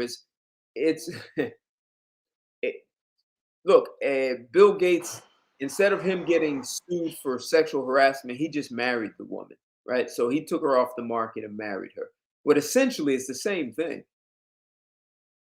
He took an employee and married her. The only difference is if the woman wants to weaponize the behavior. If the woman wants to weaponize the situation, that's the only difference. Exactly. So you get what I'm saying? It's like when they got the. Go ahead. It's like when they have the what? It's like when they have like a meme that was floating around at one time when an ugly man at your job flirts with you with sexual harassment. When an attractive man does it, it's all fine. You get what I'm saying? Well, do you know what hurt him? It's up to the woman to weaponize it, or it her giving grace. Well, it her grace, and that's a lot of power to leverage in a work environment. It's sometimes it's not the woman that you're seeing, it's the women who are observing and maybe not getting the attention of the CEO, and they report it. So the McDonald's guy had to give up $105 million because someone went back and all the pictures he deleted, someone paid, they had to have paid someone to find all those deleted pictures Absolutely. and then say, we got you. And now I'm a whistleblower, which it was a woman who blew the whistle. So was it a woman who was envious of the other women getting attention? Or what they were, these And cats were also giving, the McDonald's dude gave a woman a grant of some stock shares, some options that was worth like a few $100,000. So that was a stupid, that, you okay, know, Trick Daddy. that's exactly, that's Okay, Trick Daddy. that's why I said Okay, Trick Daddy. And this is simping I mean, on a high level. this is where game. This is where game comes in, and I'm not saying, you know, he shouldn't spend on his liaisons or whatever. He's a rich and powerful man. But game comes in when you're giving them leverage and you know what they can do and you've seen what they can do. And sometimes they have to be reminded. These guys are on their high horse, living day to day, staring at computer screens. They're not gamed up. They're out the game. They're on another game, an economic game, whatever it would be. But they're not aware of the social power dynamics. Just a woman being in a work environment can cause an uproar. These With men one are, accusation, she can cause an uproar. She can put a company at the standstill and give it a black eye at her these will. these She men can are make it more up. savvy. These men are more savvy than you realize. They are not. It's just mind-boggling that they would do this. The CEO that I know personally, this guy, publicly traded, New York Stock Exchange, and he's having affairs in other countries. And he bought one woman a house. He bought another woman a car. His wife, I don't know if she hired a private investigator, but his wife finds out, and she went after, you know, she goes to the media and she wanted $20 million. Yeah, It was so bad. It was so it's bad. one thing to Hold it's on, one hold on, thing to have sex with a woman, but hold on, man. Hold on. It's not that he was having sex with an employee. His wife caused such a commotion that the board said, you can't be CEO with your wife acting crazy like this. We have to move you to the side. So it was just a stupid move. And these are smart men. They're just making, it's just I stupid. remember I remember Pimp told me, Gorgeous Dre. He said to me, he said it's a terrible decision to have a woman a part of your foundation that'll burn down a whole kitchen to kill a fly. And that's what that sounds like. That's what that sounds like. Absolutely. Take a lifetime to build and get to that position of power, and just her erratic emotions, she'll just tear it all up in a state of revenge. Well, And you got to recognize when you have a woman like that by your side. and what, it was not smart for him to buy a woman a house. That just was not smart. Even though it was in another country. So Hold on, 'cause I got wind in my headphones. so you could say this guy, he made it difficult for his wife to find out what he was doing because he did his dirt overseas, like thousands of miles away in Asia. And still his wife found out. And she burned down the kitchen to kill a fly.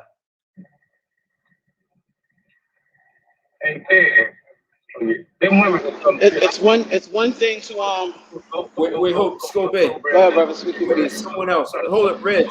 Hey, Reg, you were not too clear. Say that again. Repeat it. I said, them women are something else, man. You know, you can't put enough past. And they're like MacGyver. When they start digging, I have some buddies, two buddies actually, wise, went and put a program in their computers and start pulling out all kind of stuff. And actually, my name was attached to it. So you know, of course, I got heat for it because I'm the only bachelor. So I'm influencing their husband to do the dirt that they're doing. So, I mean, I just told them guys, if their wife is that bad, they just need to just shut it down.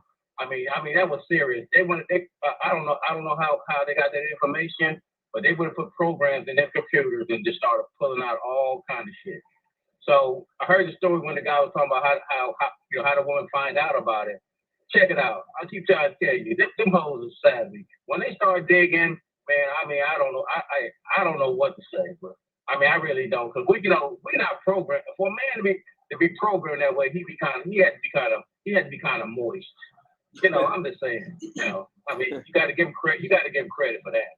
They turn into MacGyver on your Listen, ass. I don't. You know. I don't believe it's in our natural nature to. I always tell brothers I talk to and coach about things and women. I always tell them it's in your nature to do it in front of her face. You want to get caught. You're egotistical. Your ego wants you to get caught. Yeah, bitch. I got another bitch. Yeah. See, women are not like that because it brings them shame. They're not like that. It brings them shame. This is a part of a man that that doesn't want to. This is a part of a man that it imbalances your manhood to snoop around and be sneaky about it. And Feel like a bitch. but you know what really pisses them off. And you used to be screwing around with another woman or whatever. So okay, some other woman want my man. But once you see some resources or something like buying a house for a woman or something that Oh no. Oh no. whatever. Because that's the other woman. That's the other woman exercising power. She's exercising power and importance.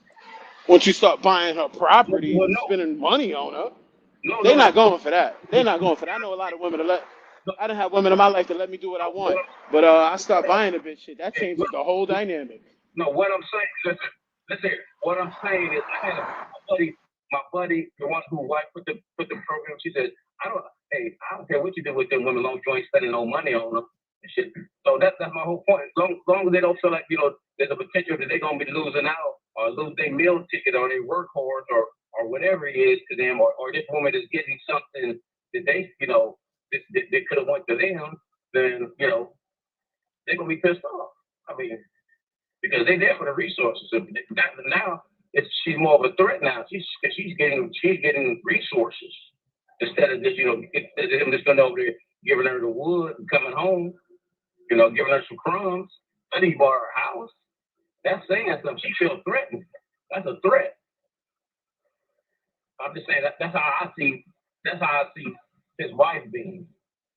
That's what I see. I could be wrong. Y'all got our own view, but that's what I'm saying. It was a bad move on his part. Well, we know it was a bad move on his part, but we're saying what set his wife off was the fact that he actually went over here and they bought the side bitch a fucking house. She's a threat now. She's a serious threat. Because if she'd had some kind of importance, he wouldn't have went out and done that. Right. So that's what set her off. Well, that's what I'm saying. I don't. He bought one woman a house, and the second woman he bought a car. So he was buying stuff for more than one woman.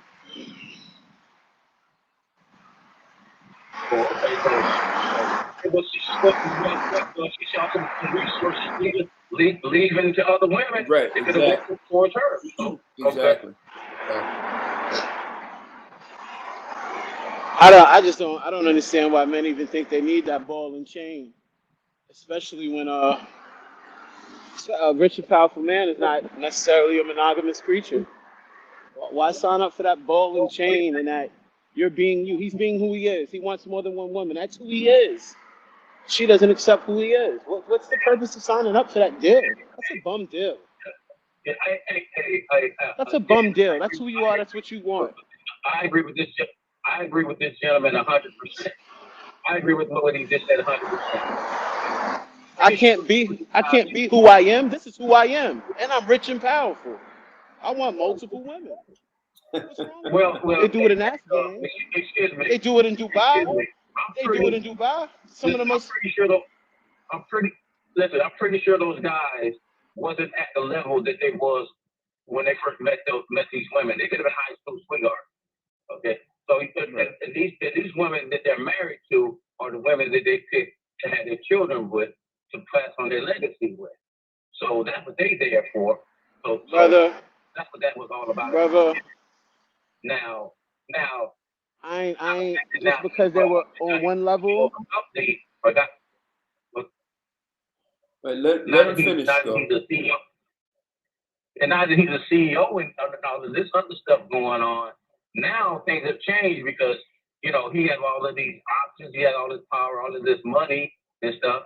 And I've always said myself, and Ted can attest to it. I've already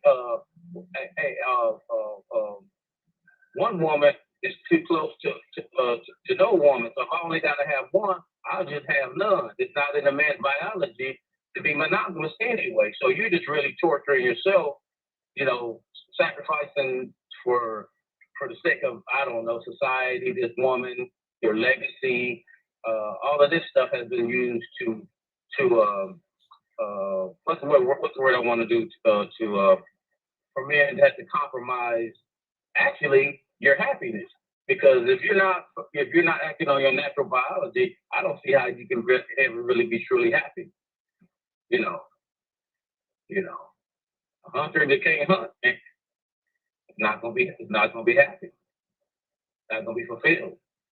Not that the Rich, really cares because they feel powerful. they feel like you're supposed to. Huh? Go ahead, I'm done. I Scott. said rich, powerful, highly educated, and they ain't got no game.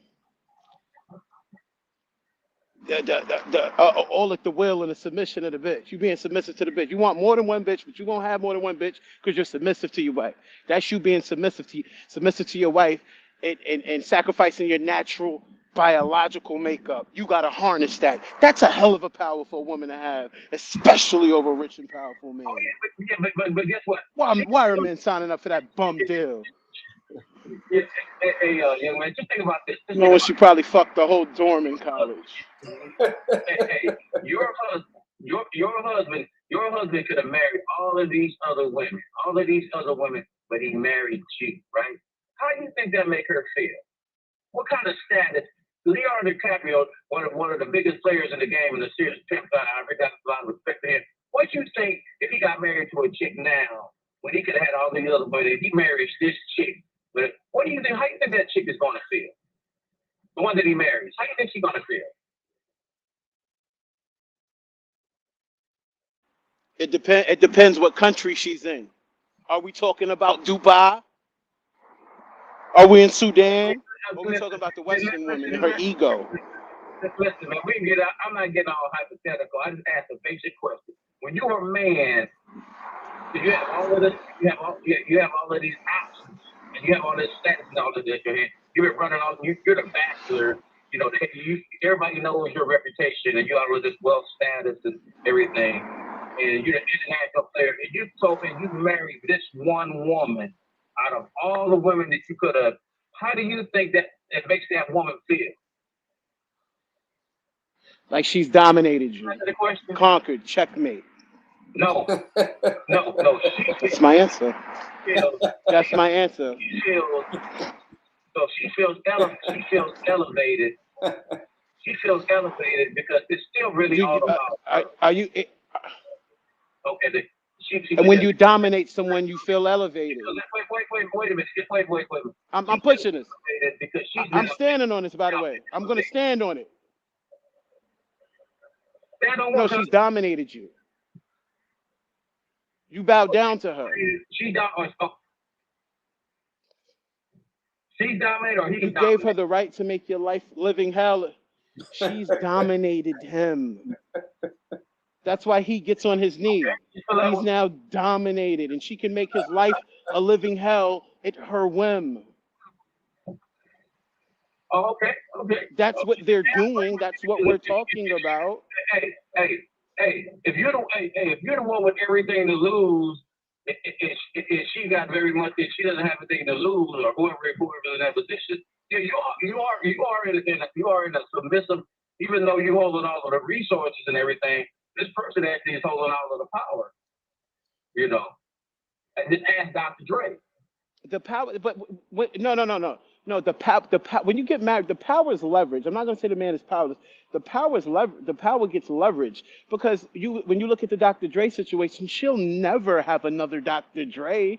She ain't getting no billionaire dick. It ain't happening. She'll never ever lay up.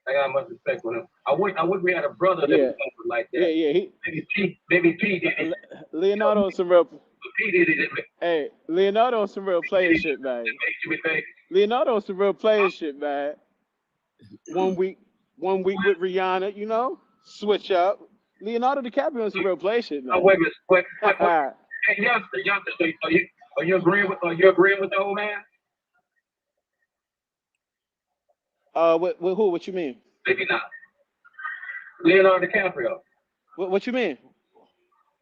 Oh no, Leonardo DiCaprio on some player shit. I like Leo. I like Leonardo DiCaprio. How he carry himself and all that.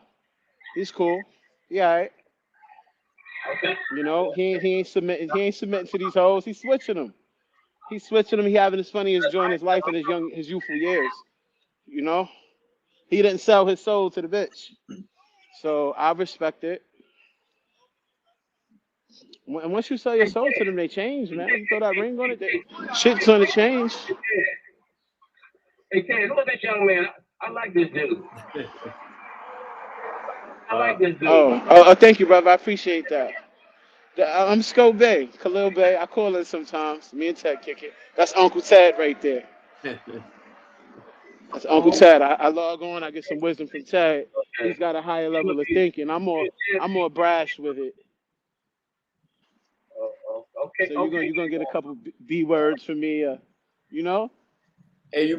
But we all kicking game, and as Ted said, game is no match to power. What's up? Yeah, you down in Atlanta, right? Who, me? Yeah, didn't you move down south? Right now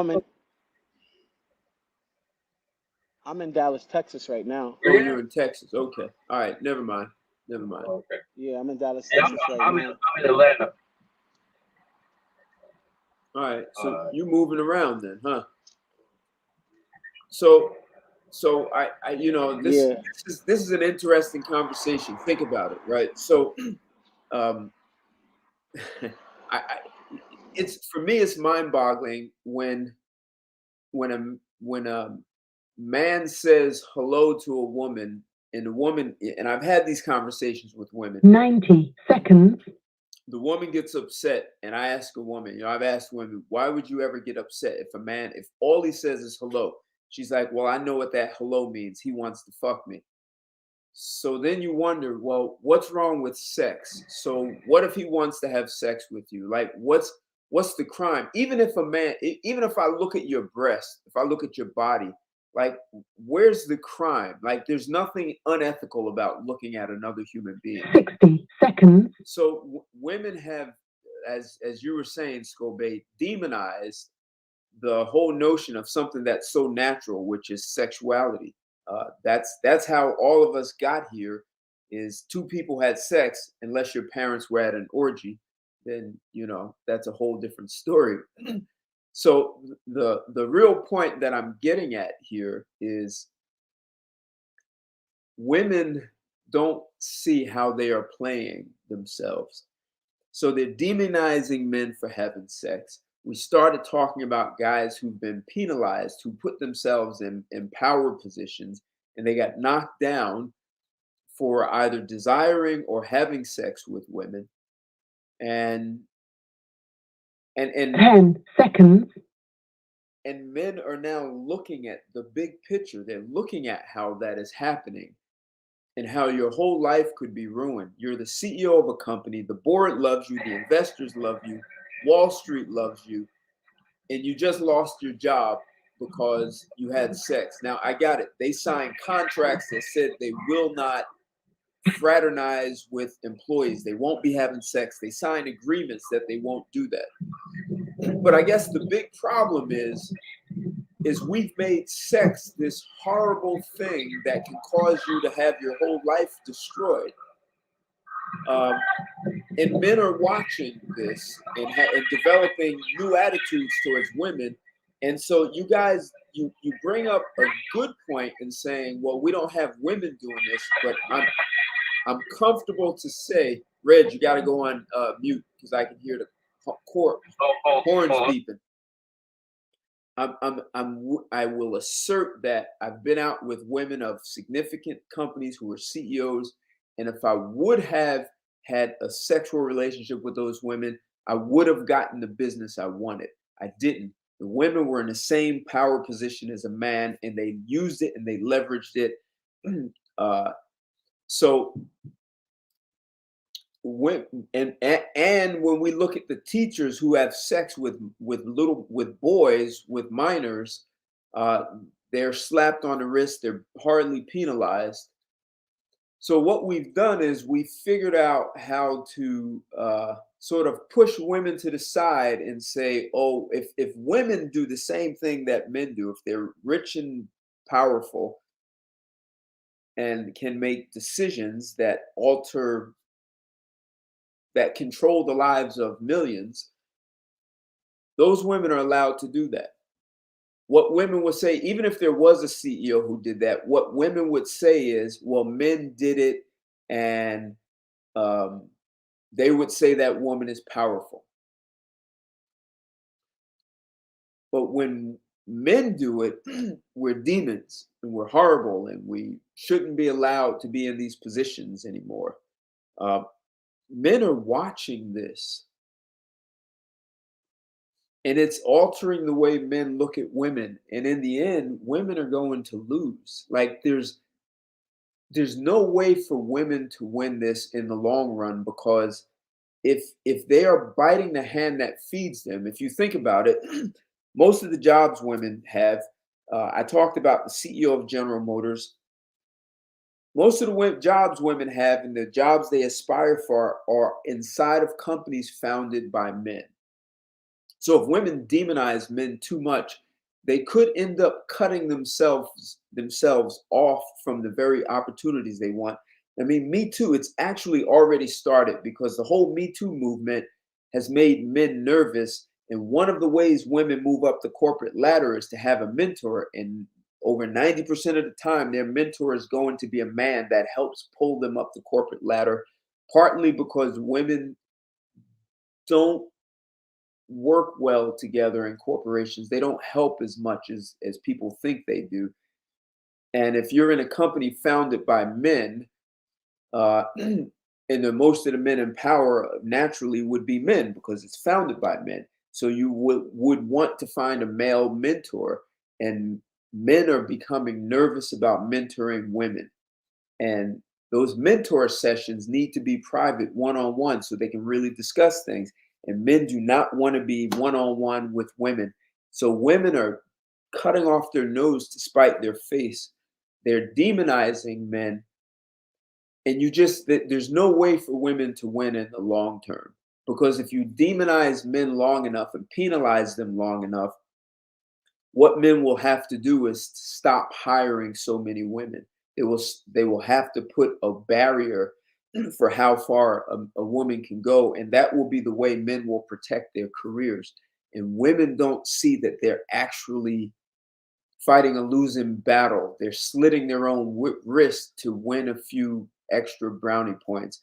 And until women decide they're going to go just run off and build their own civilization, they depend 100% on men. Like, I don't care what woman claims to be independent, women depend on us 100%. If every man left the United States, or left the United States and went somewhere else, this country would be invaded in less than a year. And women would be on the floor scrubbing, or they'd be in a whorehouse. So women depend on us, and the only thing stopping this country from being invaded are men, the very human beings women claim to be enemies. So, as I've asked this question before, I don't understand the end game for women. And I don't think they do either. They're just being parrots and following what someone told them to do without understanding they can't win this game in the long run. Reggie, I know you wanted to say something.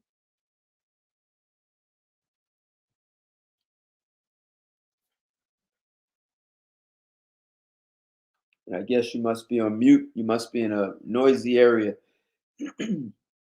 See you guys in the house on IG. Muscle Man, Emad,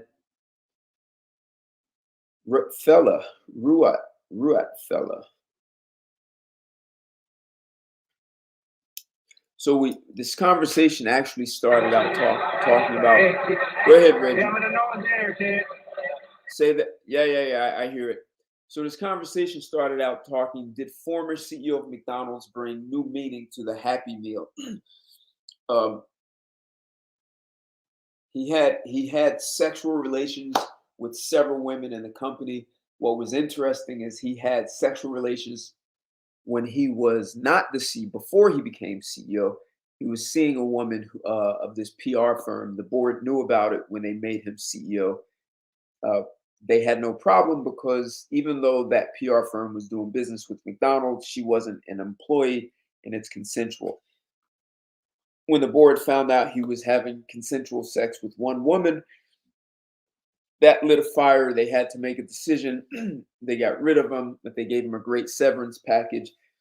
And some whistleblower did some real, as Reggie calls MacGyver, she did some real digging to find that that former CEO of McDonald's was actually having sex with several women. They found at least 3 women he was laying down. So that guy was, he turned a whole new meaning of Happy Meal at McDonald's. He was getting his Happy Meals. They found sexting, nude pictures from him, from other women sending to him. So that turned into a disaster. The board went after him and said, hey, that if you would have told us you had sex with all those women, we wouldn't have given you that severance package. So he had to write a check and give back $105 million. That's a lot of money to have to give back. We also talked about Mark Hurd of Hewlett Packard, who was also like the McDonald's CEO, both doing a great job running the company, like fantastic. The board loved them, Wall Street loved them, the investors loved them. They're just relationships with employees, female employees, exploded in their faces and caused them to lose their jobs. And, this all reminds me of Bill Clinton back in the 90s and the whole Monica Lewinsky. I was living in several countries, but I remember specifically being in Mexico and the Mexican people wondering why people in the US were making such a big deal out of Bill Clinton having sexual relations as president. Like they couldn't understand. They even wondered, was the wool being pulled over the eyes of US citizens because they had everyone watching this thing over here, and under the table, some real trick was happening and no one saw it. The French laughed at us and said, hey, if that was our president of France, we would have just given him a thumbs up and said, keep doing what you're doing. So we make such a big deal out of sex. We've demonized men for wanting to have sex. And that's something that women kind of hold over a man's head. Like, why do you want to have sex with me? But I've asked countless women over a long time. I asked these women, if you were married and your husband said he no longer wants to have sex, what would you do? Every woman except for one said they would divorce him. So women want sex too. So men need to back women off of this. And look, if I look at a woman, you're attractive, you have great breasts, and I look at them, there's no crime. I look at them. Other women look at your breasts if you have nice breasts, especially if they're very large. And some of these women are wearing like crazy cleavage so that you can see them. As men, we need to stop worrying about. Let women have those problems and go deal with it themselves. And if they don't like it, well, they should leave the companies if they feel like they're being sexually harassed. Go create a company of all women and compete in a global marketplace. Men have to start looking at women who are, look, if you rape a woman, this is a problem. You also don't have reason to touch a woman if she doesn't want to be touched.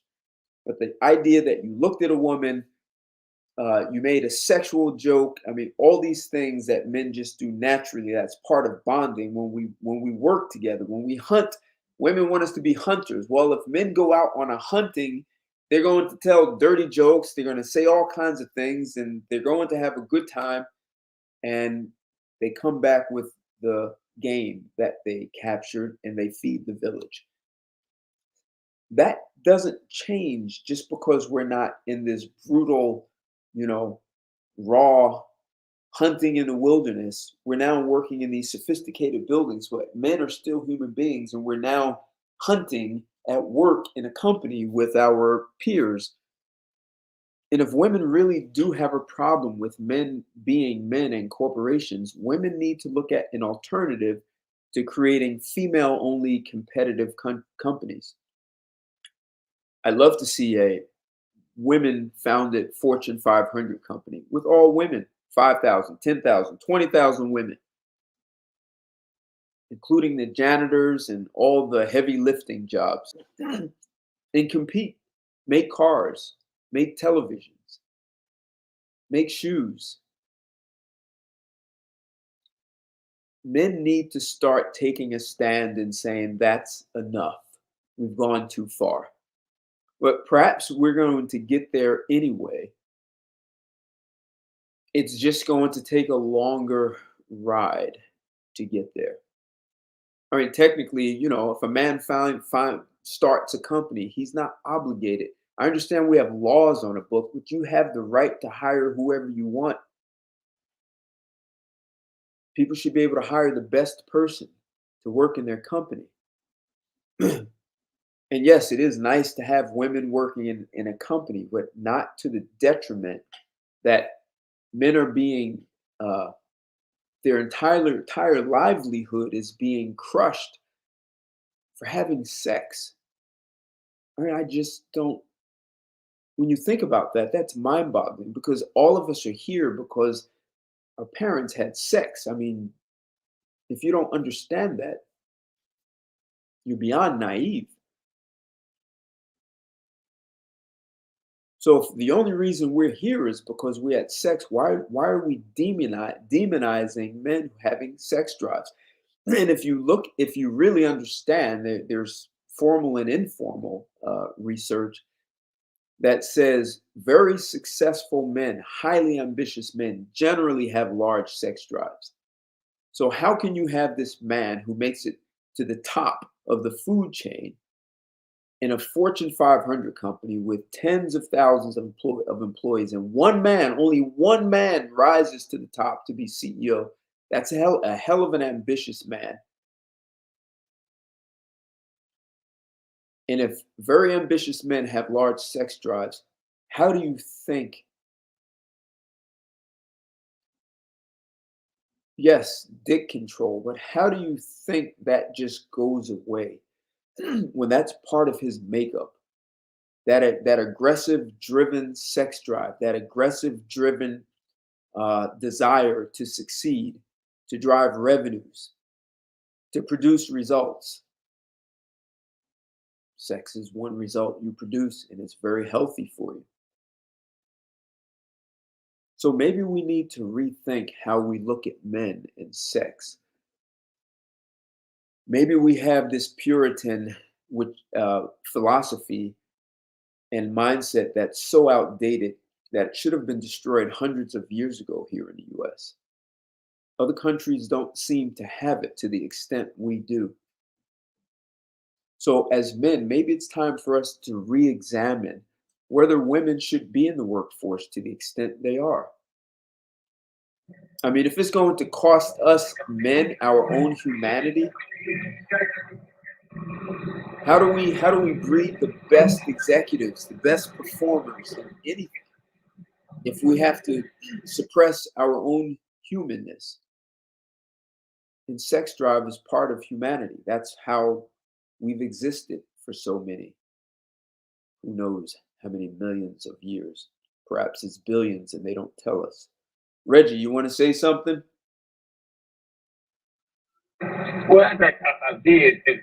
I remember in Godfather #2, I believe it was, Michael was so cold. And I remember they went to Havana, and the brother and his other guy brought all these chicks in and everything, right? And Michael,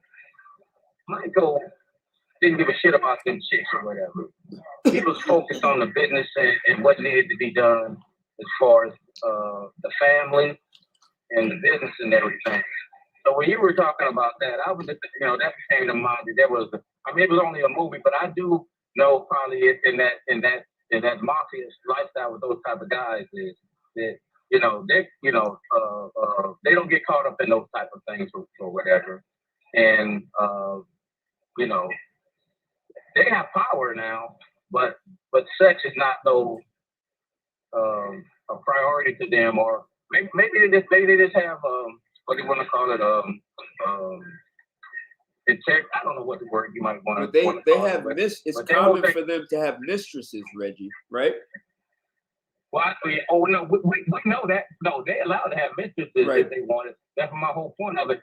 Michael could have did whatever the heck he wanted. It wouldn't have been a problem, but he didn't want to. Right. He was focused. He had his kids. He had his wife at the time. He had the family. He had the family working the business in the palm of his hand that he had control of, or So he was focused on the family. And when I mean the family, the family, the Corleone family. Period. Right. Remember, you asked my boy. He said, "I heard you were putting your hands on my brother. I heard you were putting your hands on my brother. You were slapping around my brother." You remember that part? So, when you mentioned that, I actually, that's one movie that came to mind. So, yep. There's certain. Go ahead. You go ahead. No, go ahead. I'm done. I was just going to say that's an excellent point, and that so we're coming together with this.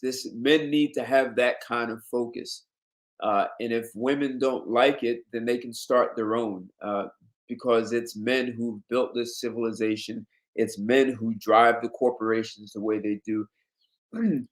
You just don't find women to have that kind of ambition that you see in these guys. And what comes with men who have that kind of ambition is generally a large sex drive.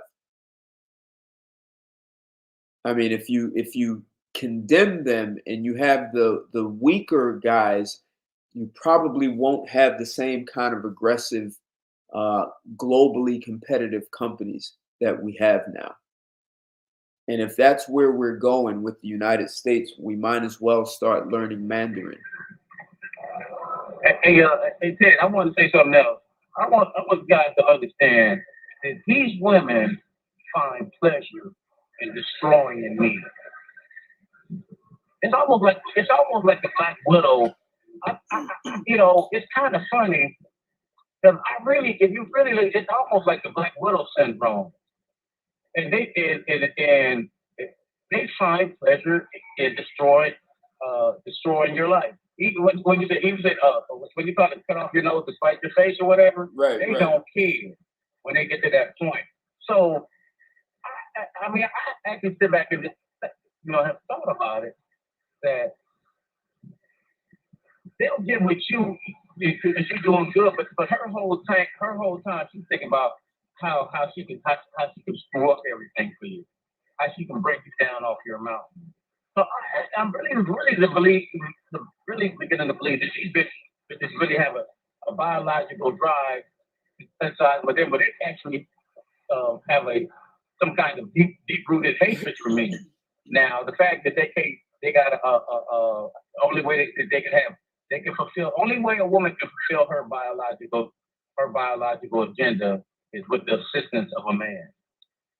That's the only way. You can't survive. Like you said, they ain't built nothing. You keep it. We already know that they ain't built nothing. They're not going to build nothing. They're only going to fuck it up. So I make life harder for your ass or whatever. So I think they all inherently have the Black Widow syndrome in them. So and when I mean like the Black Widow, that could be through infidelity or through divorce or any other means to destroy a man's life. Well, I would say it's, I kind of heard that. I would say it's more analogous to this. Imagine you have a child and you never guide them, you never correct them, you let them just do whatever they want, and they end up in jail. Their life is not good. Who is that child going to blame that their life is miserable? they're gonna blame the parent. Absolutely. Right. And they're going to resent. Mhm. They're going to have some resentment. My parents were weak. They didn't handle me the way the way a parent should have. Right. That's the problem men are having with women. And that is a realization men need to come to.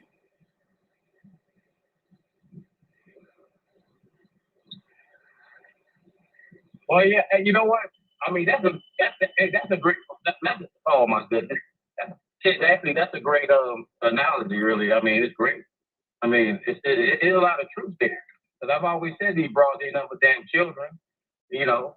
So that's very true. But like I said, when you got 70%, 80% vaginas on this damn planet and in powerful political positions catering to these fucking broads, this is what the rest of us, we got to deal with this shit. I mean, unfortunately, luckily, you know what, these broads ain't really hiding the minefield from men. They kind of out front. They kind of put all of their shit out front. So the the minefield. They let there's a minefield over here, and they kind of almost like letting you know where the mines are too. Well, Reggie, if you think about it, when your child is acting up, they really want you to correct them. They really do. They want attention. They want to be corrected. Yeah, I agree with you. And I told you that the women were the children, but I also let you know that men, that the minefield, you can see the minds. What they're trying to do or what they do. I mean, because they want to be corrected. Right out there they want you to correct them. That's why they're not hiding it. They want you to correct them. So the men who have the capacity to do that need to take that role, that position, and not worry about the men who are incompetent for doing that. And maybe there are some men that you can help. Maybe they're straddling the fence, or maybe some men don't know better because they never learned anything else. But the men who have the capacity to provide the guidance and direction, you do that. So, look, I give you an example. I was seeing this woman, and her sister had one child who was young, maybe 4 years old. and the 4-year-old, the mother let her kind of do things that were not always appropriate. And I'm watching the 4-year-old pull my girl's hair and some other things. All I had to do was firmly say, don't do, like I had to speak to her firmly, not yell at her. And she responded. And you might think that I was being too firm with her, but whenever she saw me, she loved me. She said, that's my Teddy. She loved seeing me. She would run to me, but I always checked her. I checked her as a 4-year-old, and she was very responsive. My girl didn't have the capacity to do that. She was just kind of, oh, don't pull my hair, it's like, but I put it into that. Men have that, and they just need to exercise it. That's all.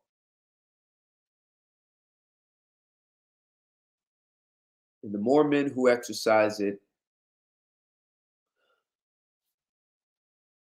there are enough men. There are millions of men who have. Even if you say 80% are simps, that 20%, that's still 20 million male adults in the United States. There are a little over 100 million men in the United States. And if all you have is 20%, that's 20 million men. That's a lot of men, 20 million men who can correct things. That's a big number. 20 million. It might be a small percentage, but it's a lot of men. And you stop worrying about the other 80% and you get things done. I mean, would be no surprise if it takes 20% to correct what the 80% screwed up. That's just normal. It happens in corporations. So what? So which 20% of the men are willing to take that stand and support correcting things? That's the question, Reggie. Are you going to be part of the 20% or the 80%? You can't be, there's no middle ground.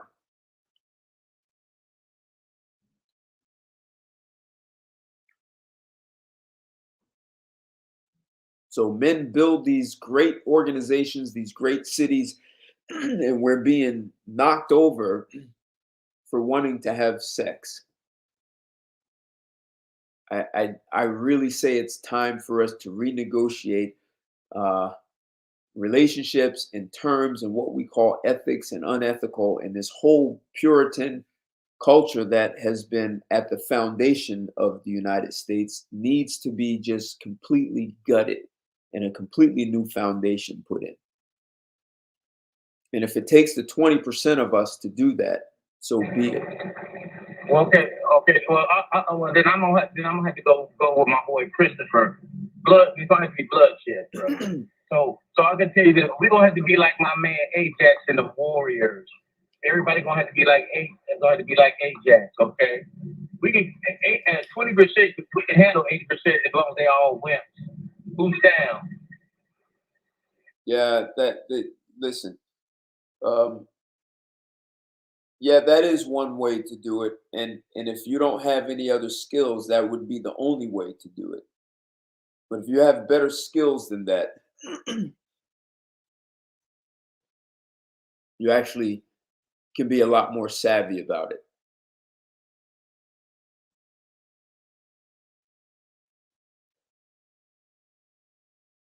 And that is what men need to learn, because once you get into the relationship, if that's all you got is I'll blow you away, then you haven't corrected anything. You just haven't. You can kill off 90% of the population. Okay. I mean, technically, you've become the very thing that you want to get rid of in the process of doing that. That would be a last resort. Men need to be more savvy so that when they're in a relationship, they can correct things.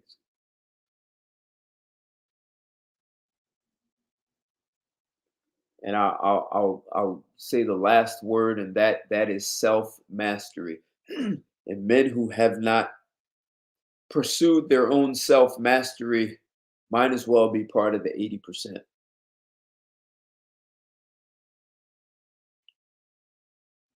Otherwise, you end up cutting off your nose to spite your face. And I don't think people want to do that.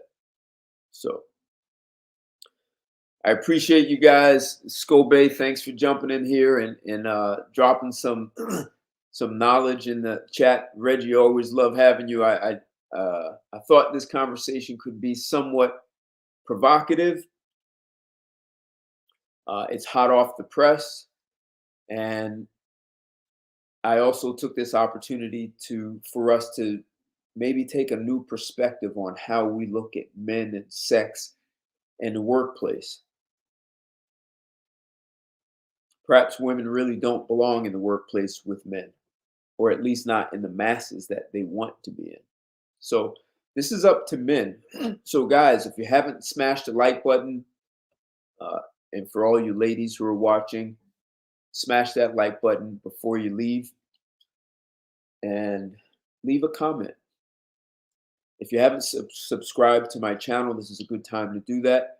And share this. Men and women need to rethink how we interact with one another. And this hatred of battle of the sexes, in the end, no one wins. There's just no way to win. That's not the way we were designed. So we're going to need a lot more intelligence and savviness on how to work through something that was started by, you have to understand, a tiny percentage of people started it the way it is now. So you don't need 80%. It didn't take 80% to get us here. It was less than 80%, maybe 1%. So it can be turned around. Until then, have a great evening, everyone. Enjoy your weekend. I'll be back on Sunday with Straight Talk, and we'll take on another provocative conversation. Thanks for your time and support, guys. Have a great evening and good night.